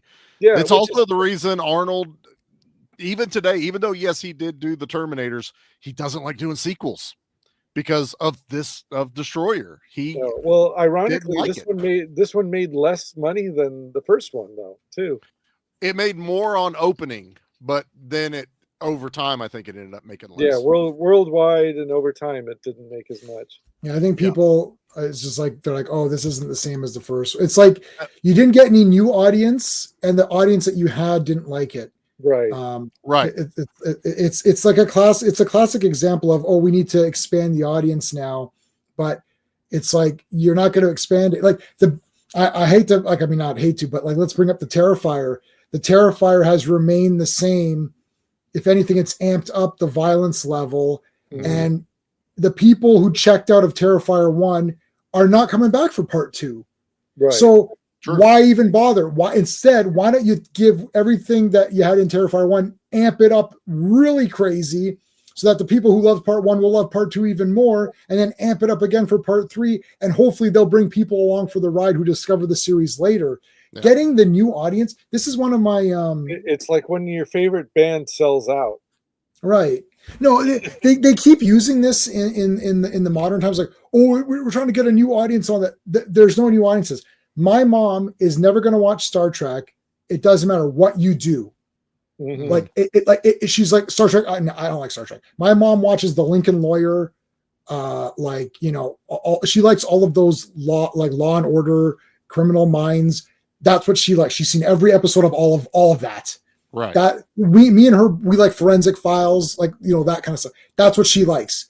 So you throw in like superhero movies. She likes like the 3 Spider-Man, Tobey Maguire movies. That's it. She likes maybe the first Batman. Like, she took me to all the Batman movies until I was old enough to go on my own. She hated she didn't see 4. By 4 I was on my own, but she liked the first Batman movie with, like, it's 89. Keaton. Hated Returns, super mega ultra hated Batman Forever. She's like, it's loud and stupid and nothing happens, and she hated it. She didn't even see the George Clooney one. She's like, no, I'm done. So she's never going to watch these. It's not going. So what new audience are you bringing in? And then you get, like, let's say my wife will only watch it if I tell her, right? Like, so she hasn't seen, my wife still thinks MCU is great. She's like, I love the MCU. I'm like, no, stop saying you love the MCU. You need to stop doing that. I said, you've seen 7 movies or whatever. Right? Like, You're still in phase 1, damn like, it. she's literally only seen 10 movies. She's seen them all, but doesn't remember any of the bad ones. And I stopped showing it. I stopped showing her phase 4. She's seen like 1 movie. She's only seen the Avengers movies, the 4 Avengers movies, the 3 Captain America movies. She likes Ant-Man part 1 only. And she forgets there's other Ant-Man movies. She's like, I love Ant-Man. It's like, you literally hated part 2 and 3. She's like, oh, how many were there? I was like, we just watched part 3. And it's Arguably, those are all the best ones. So. No, that's what I'm saying. She's only seen right. Yeah. I was just gonna say the Captain Americas, the Avengers movies. She doesn't like any of the Iron Man movies. So we watched part 1. She's like, nah. She didn't like part 1. So I was like, well, you're done, because if you didn't like part 1, then forget it. Because 2 is worse and 3 is even worse. So she's like, yeah, MCU's great. I'm like, no, stop it. You gotta stop talking. It's like you've literally only seen 10 movies. She likes Doctor Strange, the 2 Doctor Strange movies, the 1 Ant-Man, the 3 Captain Americas, and the 4 Avengers. That's it. No Hulk, no Iron Man, none of the Black Widow, Black Panther, whatever, Shang-Chi, none of those. They Eternals. destroyed Mr. Fantastic in the Multiverse of Madness. I was pissed. They destroyed, but they didn't destroy Mr. Fantastic. That's the garbage Mr. Fantastic. That wasn't the real Mr. Fantastic. So technically, there's 3 Doctors. There's more than 1 Doctor Strange movie, or more. Yes, I own them all. Well, there's like 3 Doctor Strange movies. Yes, I own them all. Multiverse of Madness is 2 movies. It's the one that Sam Raimi filmed, and then the MCU one that they attached to it. Right. Well, no. I thought you meant Doctor Strange, the TV movie, because I have that too. Yeah. No. Well, I mean, technically, he's in that last Spider-Man movie a lot too. But right. But no, but the TV Doctor Strange movie, like Doctor Strange, the TV movie. Okay, but yeah, no. Okay. Sam well, if Raimi you want was to be forced that to put way that about stuff it, in I'm going there. to count Dr. Mordred too. And I own that one too. So count it. There's Own it. 4. Put that up. I've got that movie too. You know I have that. It's Jeffrey Combs. It's guaranteed. I gotta own that one. it's like, but yeah. What was I gonna say? I wanted to talk about this thing here. I liked where they had a D&D aspect to like some of the things about Destroyer that I liked was I liked the getting a party together, going on a clear adventure. Mm-hmm. To me, Conan the Destroyer is a very good template to copy if you don't know what to do. So if you're making a fantasy movie, you don't know what to do. You're like, okay, get your guys together, get the quest. It's defined. Mm-hmm. She needs to get the key, which is the jewel. Only she can touch it. Once you get that, that'll unlock the resting place of the horn. The horn comes back to me. Your quest is complete. Here's your reason for going, to get your wife back or your lover. Or you could say it's gold.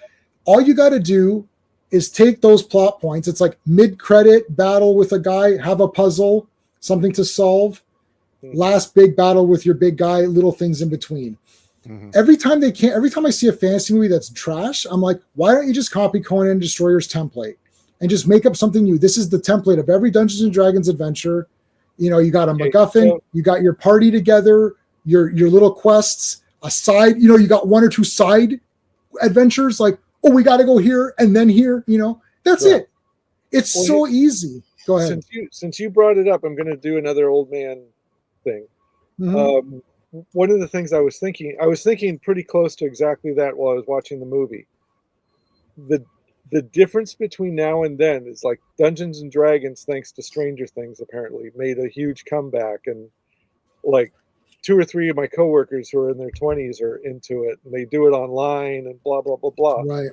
But at the time, like the first time it was popular, in the 80s when I was in high school, there were effectively no real. Well, the first Conan movie had come out, and the Lord of the Rings animated movie, the Ralph Bakshi one, and the Rankin Bass Hobbit thing had been on TV. So those were kind of like the mass market versions of that everybody knew. But if you were playing Dungeons and Dragons, you were reading Robert E. Howard and you were reading J.R.R. Tolkien, and those were the 2 templates for a lot of the D&D role playing. But now, like my coworkers, they couldn't care less about the Robert E. Howard stuff. It is like Tolkien all the time, or whatever the new romantasy thing is that's, you know, out there that they're reading. There's one called like The Fourth Wing, I think it is. It's like a dragon fantasy thing that's like almost like a romance novel dressed up like a fantasy novel. But so that some of that Conan badassery is now missing from a lot of the D&D stuff, and it's much more of the Tolkien cutesy stuff. But Tolkien is still serious. Like the ring wraiths are badass. Okay. So I'm pretty much done. I'm pretty much done with all this BS now. I watched Dungeons and Dragons, the new movie. It was okay. It's okay. Right. But I want Conan. I want Conan the Destroyer. I don't mind if there's fun things going on, but there needs to be an adventure that's clear where you fight monsters that are out to kill you, not monsters that are cute or fun. Someone needs to die or very close to death. It can't just be no consequences. You're playing Dungeons and Dragons, your character's going to die. That's how it goes. I can't stand this like, oh, let's just all have fun. It's all cute. Even look, I love the Lord of the Rings series. I just upgraded everything to 4K now, the Hobbits and the Lord of the Rings. Mm-hmm. And at least it's serious. At no point in time is there stupid crap going on. It's like, I can't stand the stupid crap stuff. It's like And I don't mind Harry Potter. That is for kids. Harry Potter's cool. He fights a new guy in every movie or whatever, in every book. And that's great for those kids who read those. But it's not even Harry Potter serious. We're getting so weird. It's like everything is a Marvel joke movie. Everything is joking all the time with Marvel stuff. I can't take it. Like, I like Guardians of the Galaxy, but stop it. Why is everything Guardians of the Galaxy? Now everyone has a quip. That Thunderbolts, every line is a funny line. And you're like, aren't you guys nauseating? Like, it's nauseating. Like, stop it. Like, you know, I watching House of the Dragon. Some people didn't like season 2. I've almost finished the book, so everyone's dead. Everyone in House of the Dragon, spoiler, everyone in House of the Dragon dies. There's only 3 characters left alive from what you saw in season 2 of House of the Dragon. I can name them if you want, but I won't. Because the book is 150 years of the first. It's the first 150 years of the Targaryens. Hey, Sean. Oh, you just added yourself into hey. Oh yeah. Sean. You know, hey, hi, Sean. Yes, I came back from the dead, Charlie. Are you back from the dead? Can Back you from the dead. hear me, Sean? He's like, I don't see Sean here. What are you talking about? Here, let me do it. There you go. All right, yeah. There it is. That's awesome. No, so I'm watching House of the Dragon season, and it's the book is there's going to be 2 books. It's 300 years of Targaryen history. So the first book is the first 150 years of the Targaryen history. So everyone's already dead. I've already read all of House of Dragon. Like, I know the whole thing. So I still thought it was okay because at least it's serious. At least there's dragon fights and people die. The book is way better, and it's House of season 2 is disappointing. You know, House of Dragon season 2. You know how many pages it is in the book? Just as a quick aside for just a second, just to blow your okay. Game of Thrones season 1 is about 800 pages of Game of Thrones book 1. Okay. All right. House of the Dragon season 1. Okay. In this book, I've actually got it right here. Coincidentally, I have it right here. House of the Dragon season 1 is 87 pages. Okay. 87 pages. House of the Dragon season 2. Season 2. Do you know how many pages it is? Let's do a Price is Right. Sean, how many pages do you think season 2 is? Season 1 is 80. Come on down. I'd say 60 pages. Okay, 60. Charlie? 30. 30. Hunter? Going by the way you're talking, probably in the 20 range. Okay. Joe Dog, how many pages do you think House of Dragon season 2 is in this book? I don't know. I'm gonna have to guess 90. All wrong. It's 17 pages. Well, 20. I was 3 pages off. You were close, Hunter. You were the closest, but you went over. So it's like Price is Right. You went over. Okay, so we should have bid 1 page. Yeah. So we talked about this last time. I've got coworkers who are Tolkien fans who don't like the Hobbit movies because, like, an action scene that's like maybe a page or a paragraph in the book gets expanded to this 20-minute action scene with all this like Jackie Chan shit added in. So, and that's how they pad each movie out to like 3 hours long, and you get 3 movies out of it. Right. But that's fine. I love that. If it's done well, that's fine because I thought the action scenes were pretty exciting. I was super enthralled. Trilogy at all, but I understand why purists might not. And I did forget the George R.R. Martin stuff. So when people play D&D, it's like one eye's looking at the George R.R. Martin stuff, and one eye's looking at the Tolkien stuff. And the Conan stuff is like so off the table, literally, that. And the thing is, with the George R.R. Martin stuff, there's killing and there's badassery in it, but it's not like lone hero badassery. It's like political maneuvering and right, Shakespearean stabbing each other in the back kind of badassery. Yep. It's not. It's not like one dude or one woman kicking everybody's ass or one man army type. One man army type of stuff. Well, I like the. I'll let Sean give his. Title. Yeah, let Sean in a second.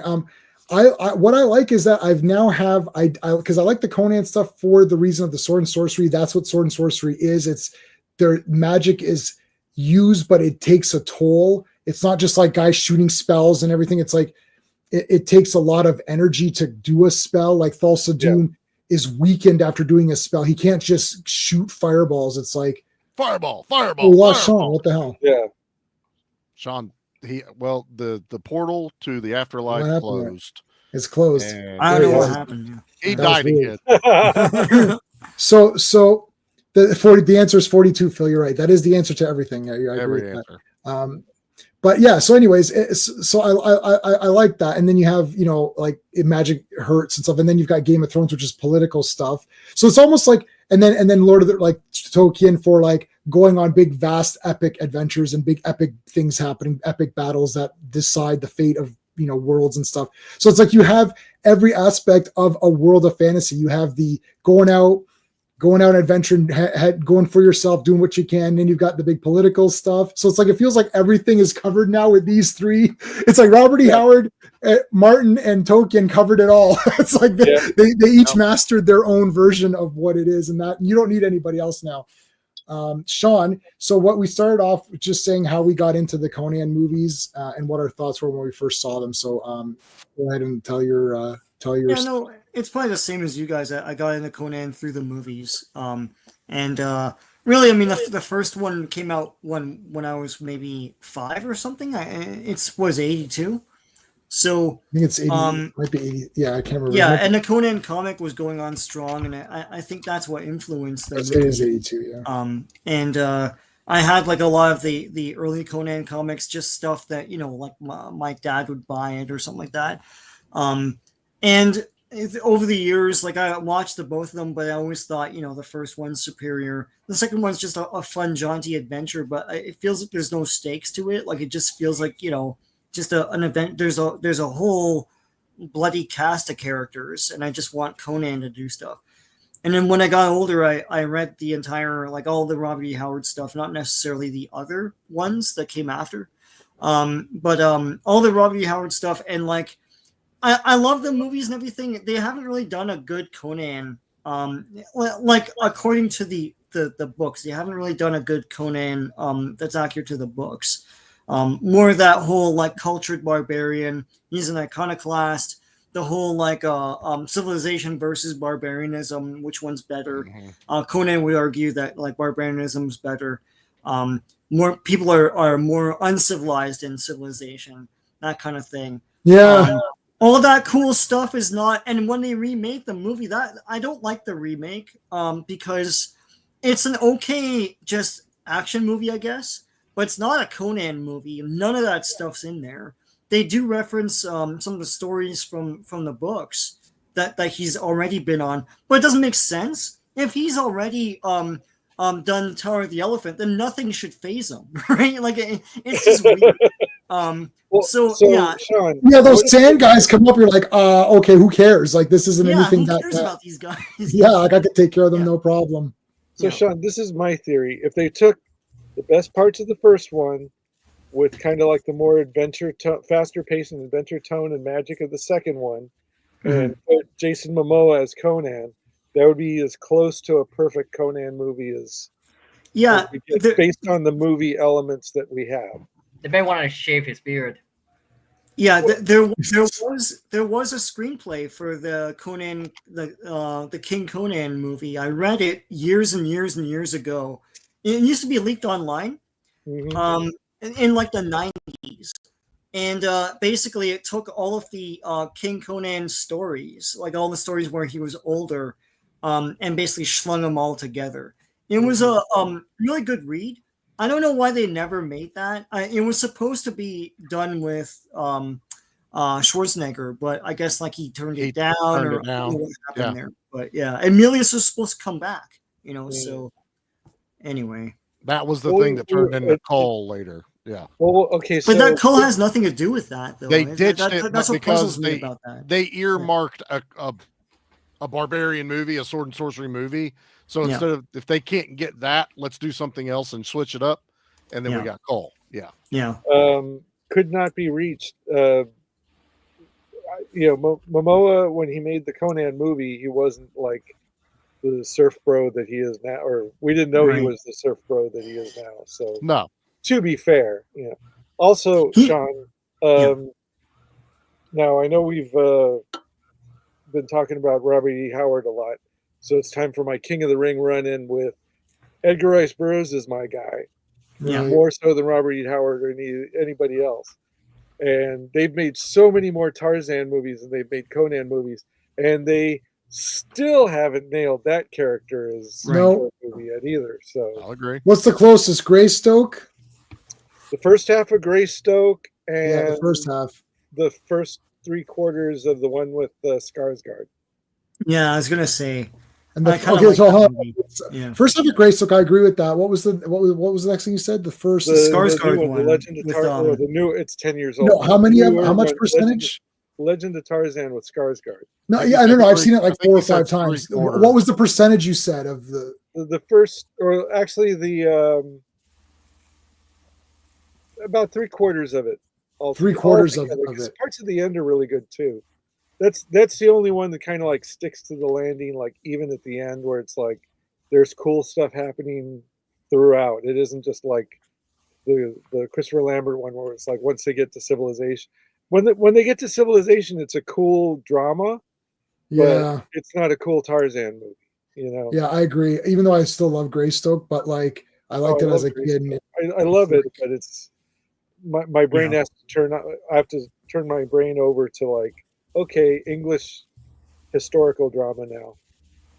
What did you think of that '90s syndicated series they made?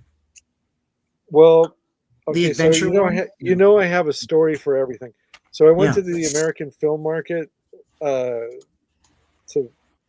to pimp this Mexican wrestling movie we were going to try to get off the ground, and they had this huge display for that TV show there, and I just completely lost it when I saw it because they had the production sketches for the like. It wasn't just Tarzan; it was like a bunch of the Burroughs characters, like the Mayhars Yes. from Pellucidar, and Yeah. I think some of the Martian characters were in it too. Right. Yeah. And there were drawings of things that never made it to the show, like on display at this walk-through area. And I was like, "Oh man, this is going to be the greatest thing ever!" So when I saw it, I was like, "Yeah, it's okay. It's on par with the Conan TV show, and Hercules and some of the other mid '90s, mid That was the afternoon. point, I think. But it has Wolf Larson, who is Warbeck from Expect No Mercy, and he's the best. Yeah, and it's Oh, kind is of it? Joe Lara is Yeah. probably like the tiniest Tarzan of all too. He's not a very big guy, so But the toy line for that was all It's that him. Rice Oh, yeah. Burroughs characters. Like they had John Carter and all that stuff in that toy line as well. It was so weird. Yeah, I had, those are all in the other room. Yes, yeah. They're I on figured you display had in them. the Yeah. linen cabinet. In the So other I room. had this one. I had this guy. I had Tarzan. Yeah, here that they middle are. one with the Plant Man and Deja Thor. Well, scroll down. Whatever. Scroll down on Yeah, which all those I can't- legendary journeys things I've got. Technically, it wasn't supposed to be necessarily from that show, but it was mostly from that show. Yeah. They have a I lot of heard cool that characters. and Micronauts bankrupted that company because it just didn't sell well when they tried to reissue the Micronauts around the same time too. Yeah. Yeah, this is the My one that I favorite had. things.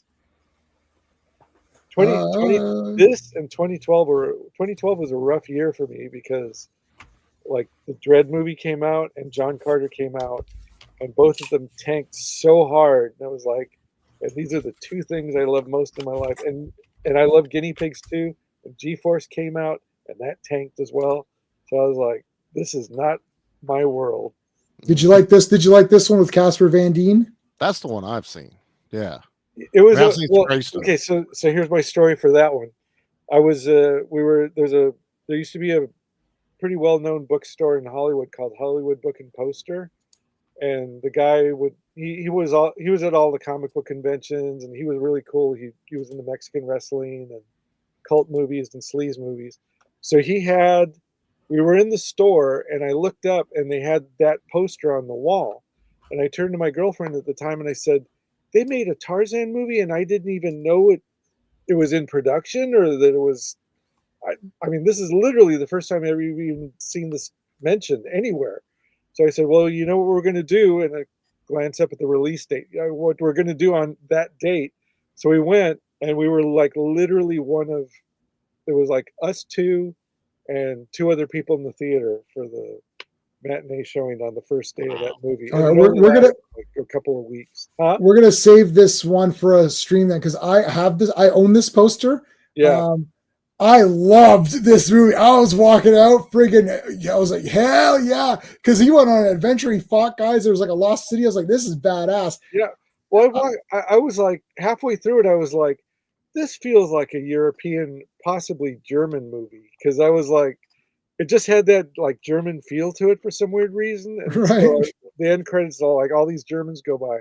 So here's the other weird thing is I've got a friend who used to be like one of the guys I'd see every Wednesday or Thursday night at the comic book store.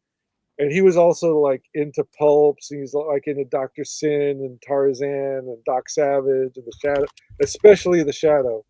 So we weren't really friendly. I mean, we knew each other, but we weren't like friendly friends at the time this movie came out. And then like later on, we were talking about it, and I said, yeah, I'm like one of 6 people who was in the movie theater maybe when it came out. And he goes, really? When did you see it? And I said, opening day. And he goes, where did you see it? And I told him what theater. And he says, I was in that audience too. And I was like, oh my God, it's like Back to the Future 2. Where like I'm in the foreground and he's like in the background, doing this thing. All right, so we'll do a Tarzan thing. I'll see if I can get Tracy back on. He's a great guy. He's the guy who has all the Doc Savage original pulps, and he wrote a couple of books on Tarzan. Yeah. This isn't Tracy Scott Griffin, is it? Yeah. Seriously? Yeah, we've had him on a bunch of times. Yeah. I think he's the guy who wrote the conspiracy book about the John Carter movie too. Oh, is he? John Carter in Gods of Hollywood? Yeah, the Gods of Hollywood. I think that's him. Wow, that's awesome. Yeah, get him on again, J man. I mean, I can get him on. I can get him on, no problem. He's always game. I was like, yeah, anytime. He's like, let me know. Yeah, I'm gonna be like, oh yeah, he wrote that the 100th anniversary Tarzan. Oh man, I'm gonna be like, I am not worthy for that guy. All right, I'll get you. I'll hook you guys both up. Yeah, I'm on his group. I've been friends with him for like a long time, and I used to just read. I just reach out to anybody like, hey, you want to come on and do talk Tarzan? He's like, okay. You wrote books. You want to come on? Sure, I'll come on. I'm like, all right. Yeah. When he told me, I was surprised. I was like, okay. Yeah. No, he's super relaxed. He was like a super. You could go back and watch. They should be on the. We talked about the gosh, what's it called? The one the one with Skarsgård. That should be on my channel. Yeah. No, it's on the channel. It should be on your It's on the playlist. It should be on the. He's a Facebook friend. He's in like all the Burroughs groups on Facebook too. So yes. Yeah. Oh yeah. So yeah, no, he's awesome. Yeah, he came on and we were just talking, and he's been on at least twice for sure. Once just me and him, and then I think we got Sean on, and we did a Days of High Adventure. That was one of the earlier Days of High Adventures. I'm just checking right now to see if it should be on the playlist. One of my friends is friends with Casper Van Dien, but I don't know if like I could ask, because it's sort of friend of a friend of a friend. A friend or friend. I've got a connection to him too, but it's through a friend. Yeah. But I got him on Facebook. He's really cool. He'll talk about the Tarzan movie. Oh yeah. But, I got to meet, like, my friend introduced me to him at San Diego Con, and I said it's an honor to shake hands with a Tarzan. He was like, he knew I wasn't mocking him or being ironic about it. So you could call him Rico, so he was probably a little bit. This is a breath of fresh air right now. The rest of the line was all about Starship Troopers. And I was like the Tarzan guy. So Starship Troopers, I think it's awesome. Oh, I love that movie. But I just looked at the stream. I'm wearing the exact same shirt. It was 1 year ago. I'm wearing the same shirt, and it's literally Tarzan. And we talked about this movie. And then prior to that, I used to have an amazing fans thing where I was trying to get people. I had the guy who runs the Captain America group. I had a bunch of guys like just randomly come on. Who are like, experts in whatever things. So yeah, I had him on for that. We just talked pure Tarzan. And then I had him on with Sean for this Days of High Adventure. So he'll come on. He can come on. He's like, anytime Doc Savage Tarzan, just tell me and I'll be there. So well, I saw some photos of the last Dum Dum, which is like the Edgar Rice Burroughs conventions, Mhm. and I was like, damn, I mean, I'm the oldest guy on the stream, I think, and these guys in the photos looked 20 years older than me. All right, I want to see the TV show. So I have this TV show. Is this the Conan TV show? Yeah. I haven't watched this in like 100 years. I can't remember much about it, but this is Red Sonja, right? Yeah, I've only seen the Red Sonja episode. That's the guy who was in Gladiator, wasn't it? The guy that played Conan. Yeah. Yeah, and he's like I mean, everyone, like, this guy's been in tons of stuff, but like Conan Barbarian TV show, Red Sonja. This might have been the best Red Sonja we've had. Well, that's not saying much. I mean, yeah. Oh, by the way, you got your? I think I saw you got your copy of Galaxis or Terminal Velocity or whatever the Brigitte Nielsen. Oh, my library is taking forever to ship it to me. I don't know what the hell's going on. I put in for it the day that we talked, and it's still. I don't know what happened. It's still lost in the shipping. So once I get it, I will share it to you guys. But yeah, I'm definitely gonna. I cannot wait to watch that. I've already told my wife. I'm like I usually warn her ahead of time when I watch, because I got to watch on the 65-inch 4K TV. So it's like you got. So I'm like, okay. I said, like, we watched Megan today. She's like, you think I'd like Megan? I was like, I have no idea. I was like, we can watch it. It's great. So we watched it, and she thought it was okay. She's like, she didn't realize that it was like a slasher movie with a really good story. She thought it was going to be a really good science fiction film with a little bit of horror to it. I'm like, no, it's a slasher movie with. No, it's a slasher movie. But it's a good story slasher movie. Anyways, I love it. I love PG-13 slasher movie too. Yeah. It's a little bit of everything. But anyway, so when I watch that Galaxis or whatever, I'll just warn her. I'm like, okay, I've not seen this one. If there's anything questionable about it, it was from this guy Stephen Ross who told me to watch it. Because I can throw people under the bus. Define questionable. I mean, it's not a good movie, but it's way better than Alienator, which is its closest. Oh, I have Alienator on VHS, baby. I remember I was so pumped for that. God intended. It's exactly Alienator. How do you spell it? I haven't seen this movie. Yeah, there it is. Oh my god! Really? Yeah. I think I rented that and Abraxas one day. That's a great. Oh my god! And it was like right next to each other. It's like, I'm going to watch both of these. Jesse Ventura. Yeah. Oh my god! This is the 90s. We're going to sue you. Yeah. yeah. Gosh. Yeah. Get some Suburban Commando in there. Suburban Commando, yeah. I know Fred Olen Ray gets put in the same basket as Roger Corman, but his movies are so low effort compared to Roger Corman's stuff. I mean, you don't consider Oscar worthy, Hollywood Chainsaw Hookers. And, that's a great movie. Yeah, it's great. I love it. Anything with Maria Ford. There you go. Remember during our Ewoks thing, I was like, I'm on a couple of Facebook groups. A friend of Mike's, his name is also Michael. He runs Retro Blasting, which is a YouTube channel, and I'm on his Facebook group, and he posted Ewoks, the movies that came out 40 years ago or whatever it was, right? Yeah. And then I posted, I was like, I kept hoping that in Battle for Endor, that after they killed Sindel's parents, that they would put her on the Wheel of Pain and she'd become Sue Price. And then it would change the entire Ewok film. Like, it's all of a sudden she'd be going around like lopping their heads off and shit. Well, since everything comes back to Flash Gordon, like within the last week or so, somebody posted like, "Oh, Flash Gordon came out this day in December, 45 years ago," and I'm like, okay, well. Now the Flash Gordon movie from 1980 is officially as old as the Flash Gordon serials were when the Flash Gordon 1980 movie came out. Wow. Yeah. Now, take it easy, Penny. It is officially the midpoint of Flash Gordon's. Hey, Penny. Oh my gosh. Well, we should. How about Flash Gordon conquers the universe? Yeah. That was the third one. Yeah. Mars is the second one, and the first one's just Flash Gordon. Yeah.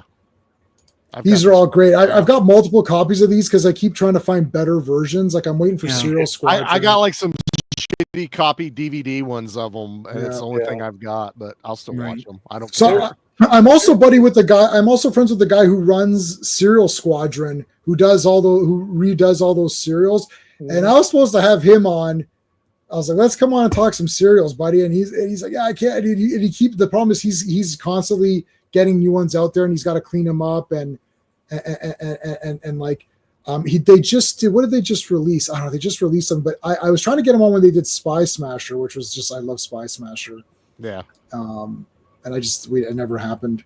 Spy Smasher is probably one of the better ones. Have you seen the Masked Marvel?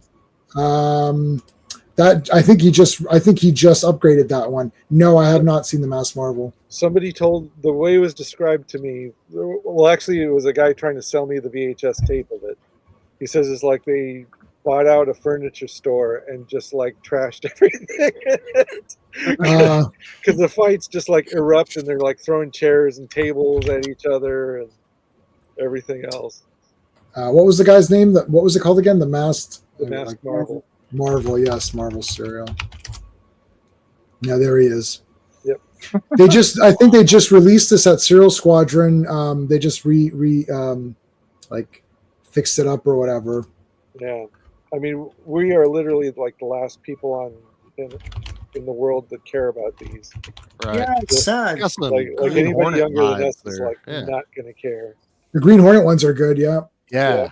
Mm-hmm. I've got all those, and I have all the Dick Tracy those shorter movies, and there's The some movies, serials. yeah, the movies and there's some serials too. You know what I have that you guys might be interested in? It's the weirdest freaking thing, and I've not seen anything. I've never seen it again or heard anything about it, and my ear's pretty hard to the ground when it comes to Asian movies. But I've got this Chinese version of the Green Hornet, and it is not Black Mask or Black Mask 2. Yeah. It says in English characters the Green Hornet, but it's a Chinese guy, and it was like filmed.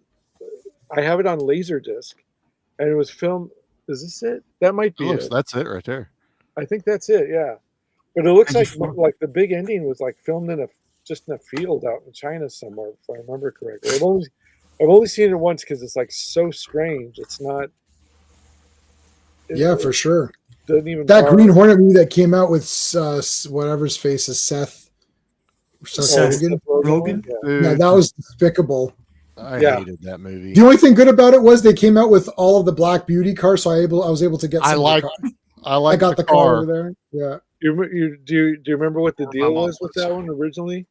It was going to be a Stephen Chow movie. Yes. They were going to let him write and direct it, and Kato was going to be the star. And as soon as Seth Rogen came into the picture, it was kind of like, no, it's a Seth Rogen movie now, buddy. So, but I don't think I love Stephen Chow, and I own every movie Stephen Chow has done. But I don't want Green Hornet to be I really like Green Hornet. The TV show I thought was like 10 out of 10. I really enjoyed it. I like the seriousness of it. I thought it was pretty badass. Yeah. I don't want it to be. My dad grew up with them, and that's how I introduced it. And he was like, it's one of the few things he got like pumped up about. Yeah. Would be talking about the Green Hornet stuff. When we found a comic randomly at a comic store, Dad immediately bought. My dad doesn't buy comics. Right. Bought the Green Hornet comic, and it got me into it.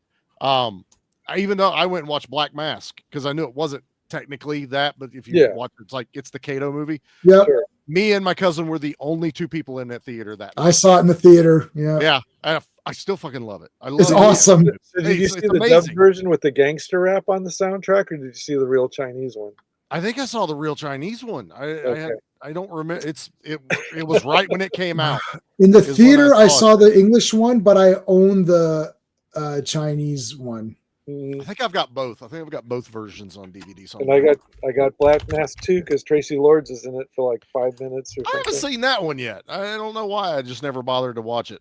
It's the Conan the Destroyer of Black Mask movie. Of Black Mask? Okay. Yeah, then I will like it. Because all of a sudden there's like more monsters, more special effects, goofier tone. It's more comic book like. Cool. It's not an R-rated dark tone movie. Yeah. Are we fans of Zebra Man? Who the fuck is Zebra Man? I've only seen it once. Never heard of it. Oh, well, I've got both of them. Not only do I have Zebra Man, I have the soundtrack by the girl from Zebra Man 2, which they released as though it was a real thing, and it's in the movie, and then they released it. So in the movie, she's a singer and she has a CD, and then they released it in real life, pretending it was her CD, and I've got that. Zebra Man's awesome. I've only seen the first one once, but I didn't even know they made a second one. Yeah, Zebra Man 2 is even better. I have two, but I didn't watch it all the way through. Yeah. You didn't watch all? You didn't finish Zebra Man 2? Yeah, I like Zebra Man 1, but 2, I'll watch it. I'm gonna step away. I found that box I was talking about last time. Let me show you guys. Yeah, I have the radio. I think I have all the radio episodes of Green Hornet. There was could not in the 90s. There's Theater of the Mind. I can't remember what radio station that was, but I used to listen to it all the time on Sunday nights. They played X-1, Superman. They played a whole bunch of stuff. Fantastic Four used to do a radio show in the 70s. In the 70s, yeah. And I don't have that who one. was Johnny Storm? Do you know Joe Dog? Yeah. I didn't even notice that. Yeah, Johnny Storm was oh man, I'm blanking on his name. Charlie, did you know that Green Hornet and Lone Ranger are connected? He's an ancestor. No, I didn't know that. They're both named Reed. Really? Yeah, they're both yeah. connected. Bill Murray was Johnny Storm in that radio series. Oh my God, that's crazy! Like when he was really young. Really? Do you have I those got shows? that. Yeah, Yeah, it was a 1970s radio series before SNL. Bill Murray was Johnny Storm in that radio series. You can listen to it on YouTube. I don't have those. Yeah, I'll have to get them. Yeah, he was one of. I think he was one of the Saturday Night Live already not ready for time players. Yeah. He is. Yeah. Where's the episode list on this? Actually, I just watched the Saturday Night Live skit of Star Trek from 1976. It's hilarious.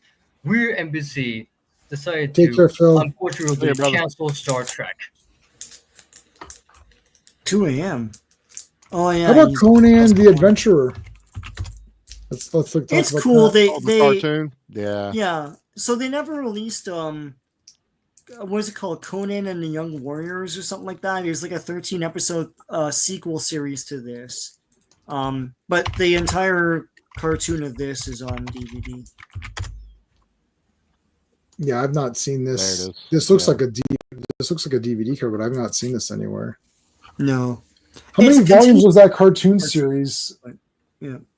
I have to take a look and see on my shelf. This is from that time period when they were doing like R-rated movies as kids shows. Yeah, it's like a 90s cartoon. Yeah. All right, let's see if I can. It's Sunbow. So it's pretty neat. No, hold on. It's very bloodless and very, You got to hold it in front of your chest. Is that Black Mask too? Or what is it? So if you're Chinese impaired like I am, I don't know what that says. But wow, what movie has Darth Maul, Abe Sapien, the other girl from the Hellraiser movie, this badass looking Asian dude, and then the back, I think I thought this was like the duel from Revenge of the Sith, but I'm not so sure now. Oh, there it is, right there. Yeah. The duel from Revenge of the Sith is in it. Wow, this movie must be awesome. Do you know what it is? What is it? $5 just to get the box. You know what it is? It's 2 episodes of the Mortal Kombat TV show. Oh my God, I love that. Yeah. I love that they just randomly it does say Cristiano Loken and James Remar in English letters on the box, but that's the most bootleg of bootleg covers you could ever come up with. That's like those knockoff action figures that would be like Robert Cop and all these others just slapped onto the cover. Robert Cop 3. Exactly. Like, see, look, there's Van Damme. I own the Ninja Enforcer. It's like Van Damme on the cover. That's like he's not in the movie. He's not actually in it. They just put him on it. Right. They put a mustache on him to make it look like it's not him. It's like And then hey, J-Man, I know you're the other Jean-Claude Van Damme worshiper here. Did you see Kill 'Em All Part 2 yet? No, I haven't seen that yet. My future wife from Bollywood is in that movie, so I got to check it out. Oh, I heard okay, it's yeah. not good, but I'll watch anything she's in. So Yeah, here's the one that I saved Owen from buying. So Black Ninja. Now this is Michael Dudikoff from American Ninja. So that's his eyes. That's and then his the eyes. back, and then this was the back with Which is Steve James. Oh my God. Have you seen that movie? I own this VHS, and yes, I've seen it many times. And Is this it's not the one that they tried to letterbox just by chopping off the top and bottom third of the screen? It's one of those Filipino movies where they spliced a bunch of crap together. It has nothing. These guys are not in it. It's just a random movie. No. There's another movie called Black Ninja that has a theme song that goes Black Ninja, Black Ninja, and it was like some vanity project with some black guy. Oh no, that I haven't seen. I will definitely look out for that. No, this was the Owen wanted to buy this. He's like, oh, this looks really good. I was like, oh yeah, that movie's great. I did like a whole analysis of it. And he goes, well, I said, but I was like, hold on a second, it's a terrible movie though. He's like, well, how could it be terrible with them in it? I'm like, they're not in it. It's like, so this was not too long ago. This was this year, and Owen. This is when Owen found out that these things existed. He's like, well, they just put. I was like, oh yeah. It's like I own all these movies. It's like they literally just put random shit on the back. You're like, this. It's just like some random Filipino movie. It's awesome. They have a speech. There's a speech in the beginning which I always make fun of. It's what I call the Black Ninja speech, where the guy's talking to these guys. It's so terrible, but yeah, he watched Welcome to the Jungle the other day. Oh yeah, Van Damme's in that one. That's right. Yeah, that's another one. Isn't he in it only like 10 minutes or something? Yeah. So Kill 'Em All too. Which? Jacqueline Fernandez. Oh yeah, there she is. Yep. Oh yeah. Well, let us know when the wedding is. Well, I have a list. There's the Bollywood list, the Mexican list, and the general list. The first one on the list was Catherine Zeta-Jones after I saw The Phantom. Oh, yeah. But then now I'm like, okay. How about the real Batwoman? Yep. Well, she's Italian, but yeah. Yeah. Have you seen this movie, Joe Dog? Oh, I just got the special limited edition Blu-ray. I got this. This is what I got. It is awesome. Wow. That's another one they did? This is brand new. It's brand new, yeah. It's brand new. Is this the Canadian edition of that? Because I got one. I've seen it before, right? Mm-hmm. And then it was okay. And then somebody released a Blu-ray that had this plus, I think it was Night of the Bloody Apes or something. And they like AI upscaled the picture quality, and it looked pretty good. They fixed the subtitles, and it's very, very watchable. Imagine going crime fighting with this outfit. They did a great job on. Yeah, that'd be awesome. No, this is the real. Yeah, this was now. If they let me make this movie, I'm telling you, I can get so many billion-dollar movies if they just allow me to make my version of it. Now, I don't know if it would make $1 billion but it would definitely be made very cheap, and it would definitely make them big profit, because I would give you exactly what you wanted out of this movie. But J-Man, I thought there was no Batwoman movie where a Latina was starring as Batwoman. No, I thought it was a big shame when they canceled that one Batwoman movie. But there's this whole other one you're telling me about. What the hell is this? Okay, yeah, I'm being sarcastic. Yeah. See, they didn't. They spent millions of dollars on the Batgirl movie that you're talking about, and then they saw the Mexican Batwoman movie, and they said, "We're never going to be able to match this. We're never going to top this." And just killed the whole freaking thing. I want to double bill both those movies. Like if they ever release that other one. Yeah, we're tired of we're the first people to do this. Let's pat ourselves on the back. Stop it, guys. Like, I know you're not nerds and you don't know this stuff, but please don't speak for everyone. Yeah, stop speaking for everybody. Yeah, and they had. God, unfortunately, I watched Batwoman season 2, and then I stopped. And my wife tried to do season 3, and she couldn't do it. She just had to. You know what's worse? The Dark Knight changed the Oscars rules. If the dark, oh yeah, expanding it. Like you're saying to have more nominees or whatever. Yeah. Yeah, but no, this movie was awesome. Yeah. I like the G.I. Joe thing that they stick in the fish tank, and it's like, Yeah.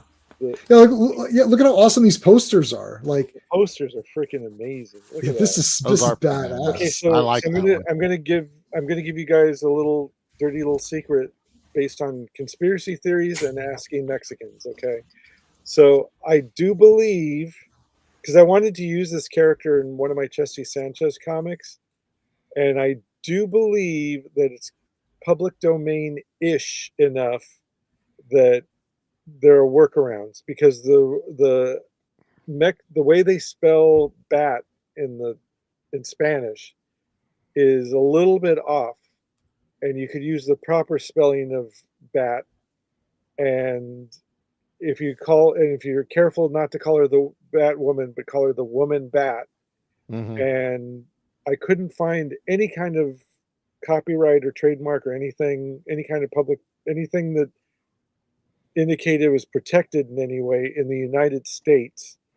You could use it as a parody or satire, but you have to get in and out before DC Comics says anything. So Right. it's like a one-time use, and just say, yeah, it's a parody satire. How about Bat Lady or something like If you call her the woman bat, or the if woman you bat? actually call her, technically she would be Mercegliaga. There'd be an A at the end of the bat word. So They'd be trying to figure out if they could copyright the cowl, the utility belt on the bikini. They'd be digging at anything to try to copyright strike. No, Oh, I yeah. don't know. See, I would have introduced There's no like bikini in that. call Man. I would introduce like the sidekicks. So like instead of maybe Sparrow instead of Robin or something, or get some other bird name, and have like another girl be the thing, and then you have to have a female villain. See, here's another thing that people always forget when they get pissed off at stuff like this. Like, oh, it's always females and all that. Yeah, but the female comic book characters always fought female villains. So that's why you got all this female heavy stuff. Like Supergirl would fight a bad woman, right? Like that's how it always went. So you'd have to have like, I'd have to have like a Joker, like maybe call her like Clownette or something, like, and have like so I actually have thought this through. Like, I don't know, like Harley Quinn, maybe. Yeah, you can't use Harley Quinn. You would call her Clownette, the clown, or something. Like Jesterine or something. Yeah. Oh, I like that. Yeah. So the thing is, so with that one, DC Comics and what was it, 20th Century Fox, who did the Adam West show, they failed to track that one down. They did. I mean, you Google it, it's all over the internet. They didn't shut that thing down back when they could and should have, and now it's all over the internet, and so they can't really say anything at this point. They didn't. No. I mean, they can, because I just bought that special edition or whatever. So there you go. Right. Yeah, I don't know how it works with international. That's the thing. Like India rips America off every time, and like America doesn't seem to know. It's like that Superman movie they made in the late '80s. It's like they literally has scenes from the movie. And like they never got sued. Oh, you had the Turkish versions of like popular movies that popped up. I mean, those were never meant to leave the country either. Yeah. So. It's now that we're getting a hold of them and stuff like that. But the reach is only so far whenever the country that you're going after goes, we don't give a shit. It's like, but it's my idea. We don't give a shit. It's not worth the manpower. Or like Turkish Superman or Turkish Spider-Man versus El Santo, and I got that movie. Yeah, 3 giant men. Right. Yeah, three Dev Adam or whatever. Dev Adam. Yeah. So so Conan is public domain. In certain areas, I think in the UK he might be public because they've got this comic. Now they can't call him Conan on the cover, right? But this is called the Sumerian. It's been coming out for a while now. It's volume 4 already. French. And is it yeah, okay, so is it French? I can't remember if this is Sean, have you gotten any of these? Yeah, it's Blaze Comics. publishes them, I think. Yeah, I think. So in how the- are they? Are they pretty They're neat? cool. They're Conan.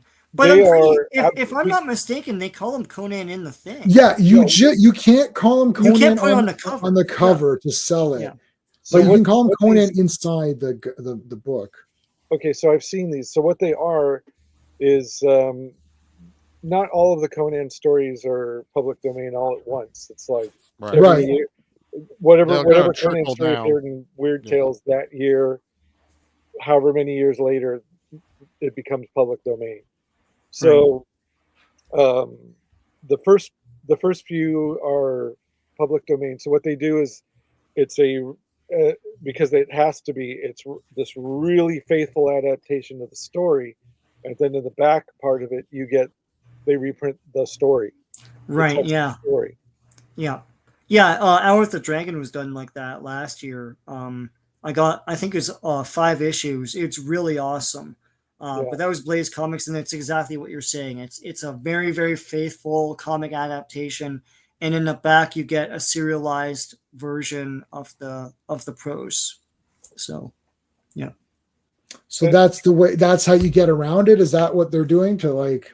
Well, what they're also I think the other way that they're working around it is like when Dynamite started doing the Lord of the Jungle and Warlord of Mars Yep. books, and their workaround was, okay, John Carter and Tarzan, the first couple of books are now in the public domain.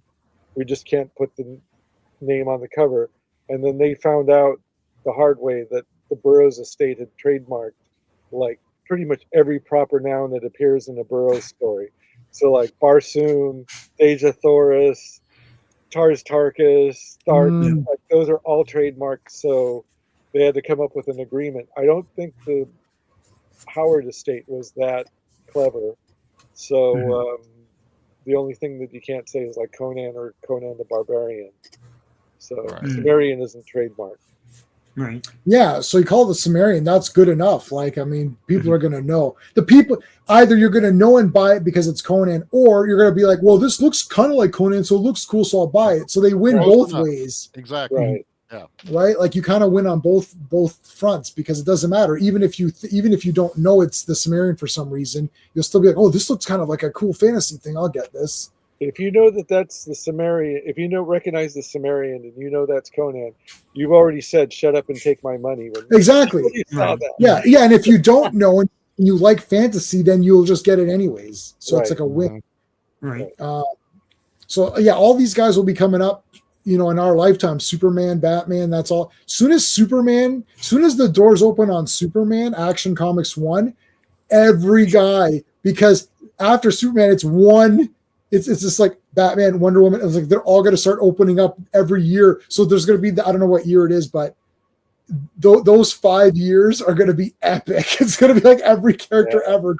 Green Lantern, Flash, The comics industry is in the dumpster right now. It may not even make it till 5 years from now, or however, or a year or two from now that's going to happen. Like no kids now care, so it's going to be like, well, and that's why it becomes public domain, because like this, it's past the time anybody's going to care. Unless it's Sherlock Holmes, everybody still likes Sherlock Holmes and Frankenstein. Well, yeah, I mean, but yeah. Superman, Batman have been continuously published since the 30s, so like there hasn't been a break. Right. So there is a paper trail. Yeah. I don't know what's going to happen with all that. Like, you can't really make even when it's public domain in quotes, you can't really make a Superman movie or show yourself. You can't put that S on. You can't. There's a lot of different stipulations, right? So you can only use what's in Action Comics 1, but unfortunately, Action Comics 1 didn't have a lot of it, but it still had some things. So it's like you're not gonna have like there's no Lex Luthor, so you can't use fly. him. Yeah. Like he can't fly. Yeah. So there's going to be a lot of weird shit. The thing with Conan is that you don't need that much. Like if you look, like what was the first? Is it Phoenix? What's the first ever story? Phoenix and the Sword or whatever? No, what's the first Conan story? It's the King. It's the King story that's first. What is the first Conan story? First Conan story. Phoenix and the Sword. Okay, I thought so. So I just read that recently while I was waiting for like a doctor's appointment or whatever, while I was in the waiting room. I mean, there is so much in that you can already start, you know what I mean? Like just that being public domain is like almost enough to get you by, because after that you're just using a barbarian and having him go on adventures, so it doesn't matter. Right. Hey, Well, it's the J-Man. same thing with Tarzan. Once you get past the origin story where he's a baby and the apes and all that, like nobody remembers what the second half of the book is. Right. So, Joe Doug, sorry, you going to say something? Do you have the Savage Okoyan comics? Sean has way more than I do. I probably have like maybe like 30. Sean has like 100. Yeah, I'm missing about 70, just under 70 now, so I'm almost there. Trying to collect them all. Sean and I go to every convention together, and every dealer knows both of us, and we have been dealers as well. So we would be competing against each other to get them. Like there'd be no point, because like, what are we going to do? We're going to run and see who gets to the table first. It's just like, so I just went to, Red Sonny at the time. Like, I'm just getting Superboy. I get Superboy, Legion, Wonder Woman. What else do I get? Like random stuff. Sean gets Savage Sword. I should get Spider-Man, Teen Titans. I should get Defenders. Defenders. I got a lot of Defenders. Yeah, Daredevil, maybe Fantastic Four. Yeah, so like I get some of those as well. I get some of those. I have this book, this Conan the Adventurer book. I have that for Zeta. Yeah. Sean also gets Jungle Comics, for which I thank him. Yes, and I think there's supposed to be one out this week. My Teen Titans Yeah, issue number my Teen Titans issue number 46 came today. I'm super excited about. Nice. Volume 1. Yeah, we're our Canada Post is still on strike, so I'm not getting anything unless I order it from Amazon, because they'll use other guys. Right. I did buy this, which I didn't really. I don't know. It was all right. Yeah, Is that the new Titan book? the new one. Brand Yeah. new. I stopped at issue 1. I think Sean's still. Are you still getting I it? still get them. Yeah, it's okay. I just have a hard time imagining a modern writer who can really like capture that Howard feel. I mean, Well, the comics are good. The Savage Sword, it's not as good as this comic here that J-Man. Yeah, this one's good. That's awesome. And it has that feel to it. I think it's Jim Zub or something like that. I can't. Yep, that sounds right. That's his name. I believe so. Yeah. Yeah, this one is good. This Titan one. Yeah. I didn't mind the Conan. What was was it? I guess Dark Horse. I have a lot of these. I've got a few of those floating around. Like this one. Dark Yeah, Horse is good. these. The Dark Horse ones. The new one's pretty good.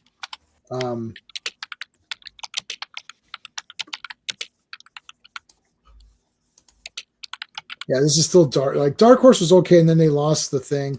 I've been getting the Savage Sword. What's it called? Savage Sword. What do they call it? Was it Essentials or Omnibuses? Omnibuses are the big ones. Yeah. Yeah, I've been getting these. Oh, you've been getting those? No, not these. These aren't the ones. It's not the ones. It's the phone book ones. Essentials, maybe. Oh, the Essentials. Yeah, I got the first couple of those. I don't like them. No, that's not what I have. They're not called Yeah. Essentials. What the shit are they called? You just got the volumes? Hmm. Because you got omnibuses, essentials, and then you'll just have like the volume, which are like 4 or 5 up. Yeah, no, it must be Essentials, but they're not called that. What are they? They must be called something else. It's Put they in weren't collection in there and see what it pops up. Were they Dark Horse or Marvel? I don't remember. I need to see them. Yeah.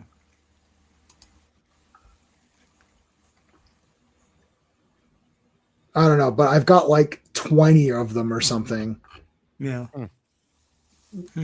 Epic. Let me try Epic. No, it's not Epic. They weren't called. It's not Epic. Epic. Epic is all color.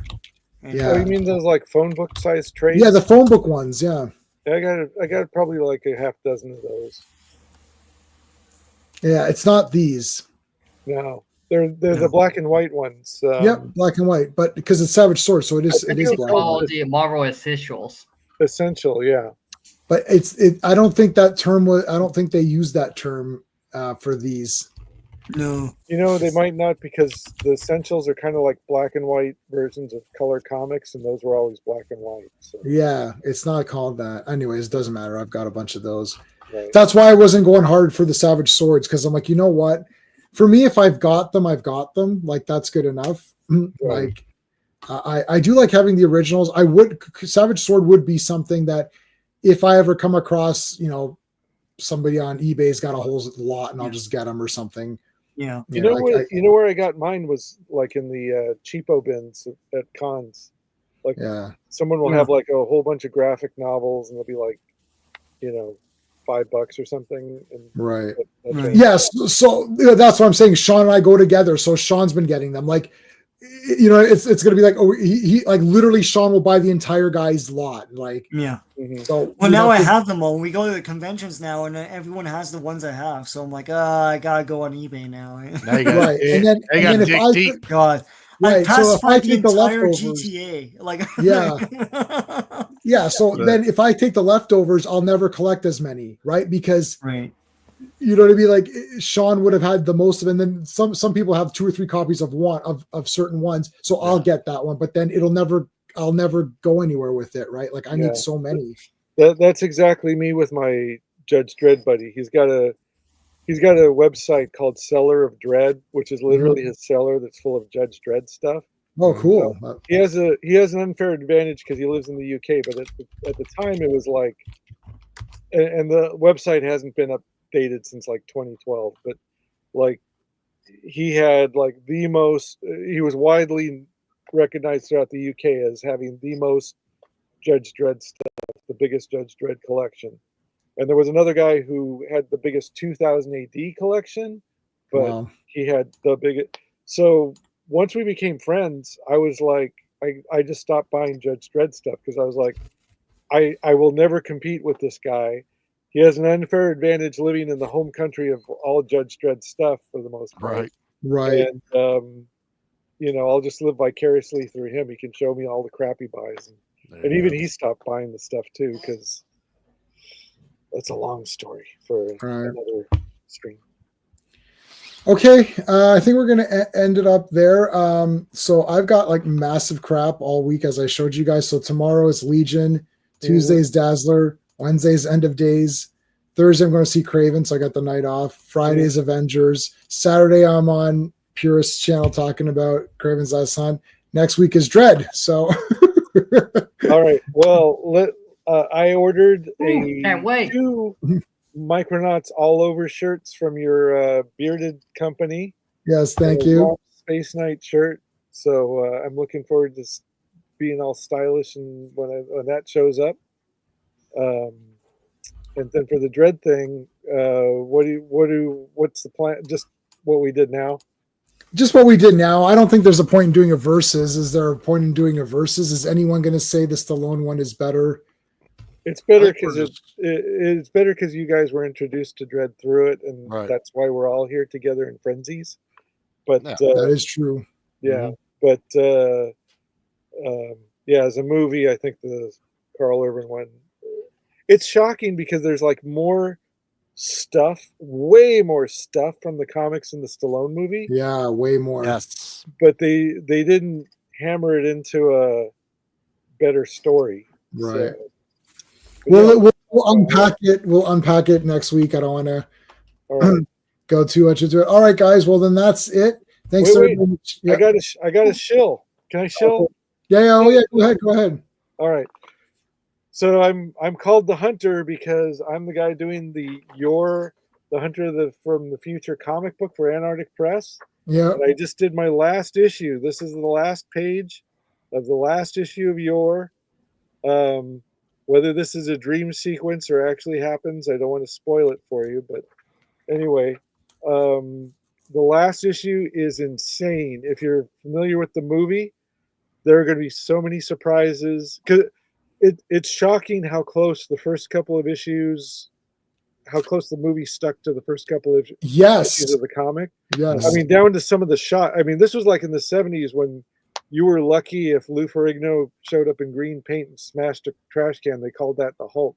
Right. This was Right. the movie for Yor was like, they were very serious, except for the hang gliding on the pterodactyl and the Right. trapeze act at the end. I love that part.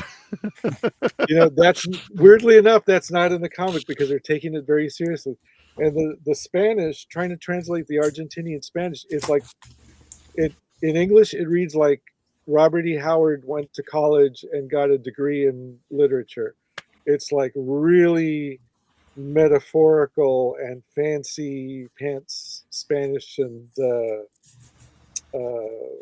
philosophical, like even more so than Robert E. Howard philosophical. It's very there's a lot going into it. So I'm going along, you know, yada yada. Okay, I remember this from the movie, and then like with issue 3, there's stuff that happens that would have been too expensive to film at the time. There's an island of Amazon women and a giant spider and stuff like that. And I was like, oh, okay, fine. And then I get to this last one when he's in spoiler for a 40-year-old movie. He's in the future city, and the revelations that come out, and there's like all these. It's so full of stuff, but it's like some of it's like sort of half baked. Like you wish there had been more of that instead of the what's J-Man. What's the name of the guy who's like the Darth Vader figure that they? Oh yes. Oh gosh, I have to open up my Your info. I was writing all the stories. I don't remember the guy. I'll remember the guy's name. Okay, he's like the Overlord or something. Well, Yeah, in the comic they call him the Supreme, but he's more of this like Big Brother propaganda kind of guy. You never actually see him. He's just like a head that appears on screens everywhere. And it's like there's a part of me that wants to give you a taste of all this, some of the spoilers, but it's like no. I mean, I'm working on it. I'm excited by it.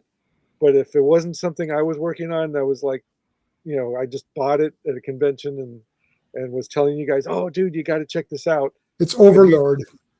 Okay, yeah, I'd be just as excited because it's like, if you love the movie, you're really going to love this. And if you want to wait, I mean, I shouldn't be saying this, but if you want to wait for the trade paperback that's coming out in March of next year and you don't want to deal with floppy comics, I understand. Because I'm going to go back through and there were some mistakes I made in the first couple of issues I'm going to fix. So the trade will be awesome. I'll probably wait for the trade because I can't get the comics anyways. I ordered I can't either. It cost me like, I'd rather just wait and just buy and pay like $50 for the trade because I end up spending like 30, 40 per issue. Like, oh, that's crazy, yo. Yeah. Well, because it's like $20 American and then it's $20 shipping. So I end up, like issue 1, I paid like $35 for or something, right? It was like $5.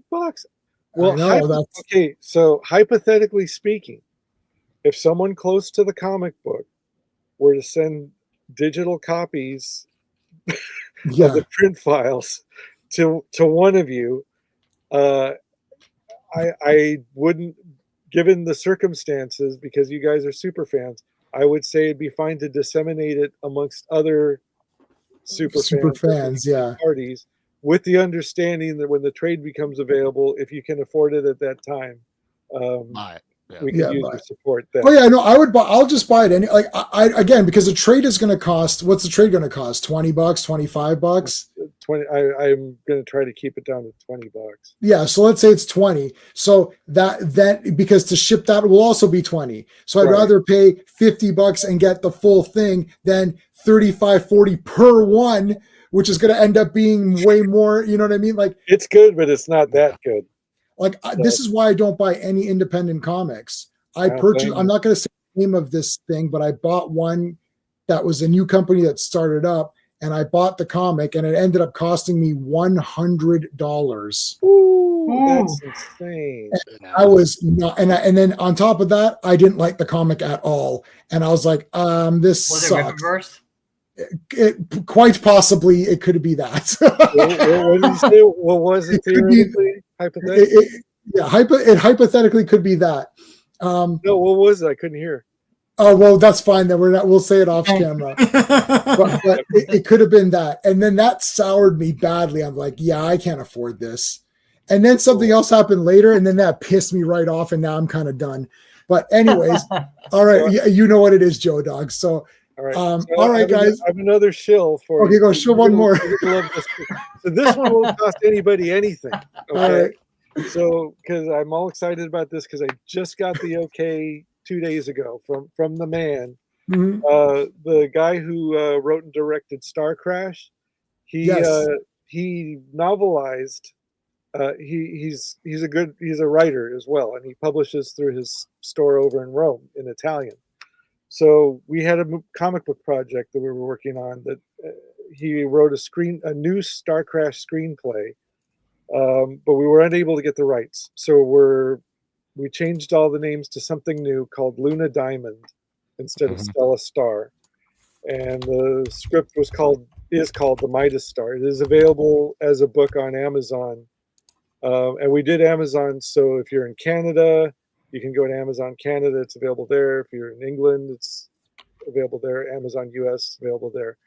It's available as a book. But apparently, he novelized this thing in Italian and is selling it as part of a book that has Luna Diamond, but he was able to call it Stella Star, and he was able to put all the Star Crash stuff back into it. He novelized... Here we go on full screen. He novelized Star Crash and sold that in Italy back in the day. This is like from the 70s. This is the novel. Awesome. That's awesome. With pictures too. Wow. Yeah, it's like a light novel practically. So he did this. So he's reprinting this and the Luna Diamond novelization in one book and selling that through a store in Italian. Because apparently there's some kind of Italian law that says you get to keep you get the rights back after a certain amount of time. And then he had written a sequel to Star Crash called The Star Riders that was going to be made through Canon, but they ended up having him do the Hercules movies instead. So, which we're going to be covering both on here at some point. So maybe I could ask him if he'll come on. That'd be cool. Anyway, that'd be insane if he came on for Hercules. I'll throw it out there. We'll see. Well, this one I did buy because, as you said, because it's Amazon CA, I get free shipping. I have an Amazon Prime account, so free shipping. I got this in like a day, and I started reading it. I was like, whoa! I was like, this movie would be costing a lot. Like you could tell that's like this is we have unlimited budget. Yeah, this is his imagination unfettered by budget or something. Right. I'm like, look at this ship. These pirates and all this is like, okay, what's the budget on this one? This is yeah. Well, you know what though, with AI and they could easily do it now. Yeah, you could do it now. So anyway, what he did was he sent me the text files for all of this stuff, and I'm going to translate it into English.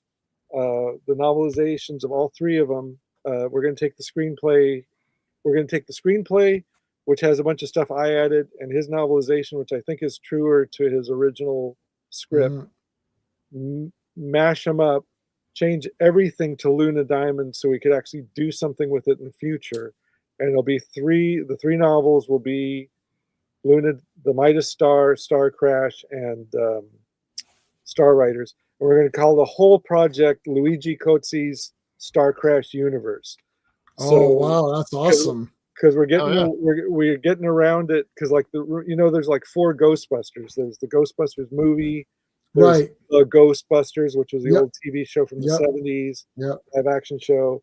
Real Ghostbusters, and Ghostbusters. There was a Ghostbusters cartoon based on based on that first one. Yeah.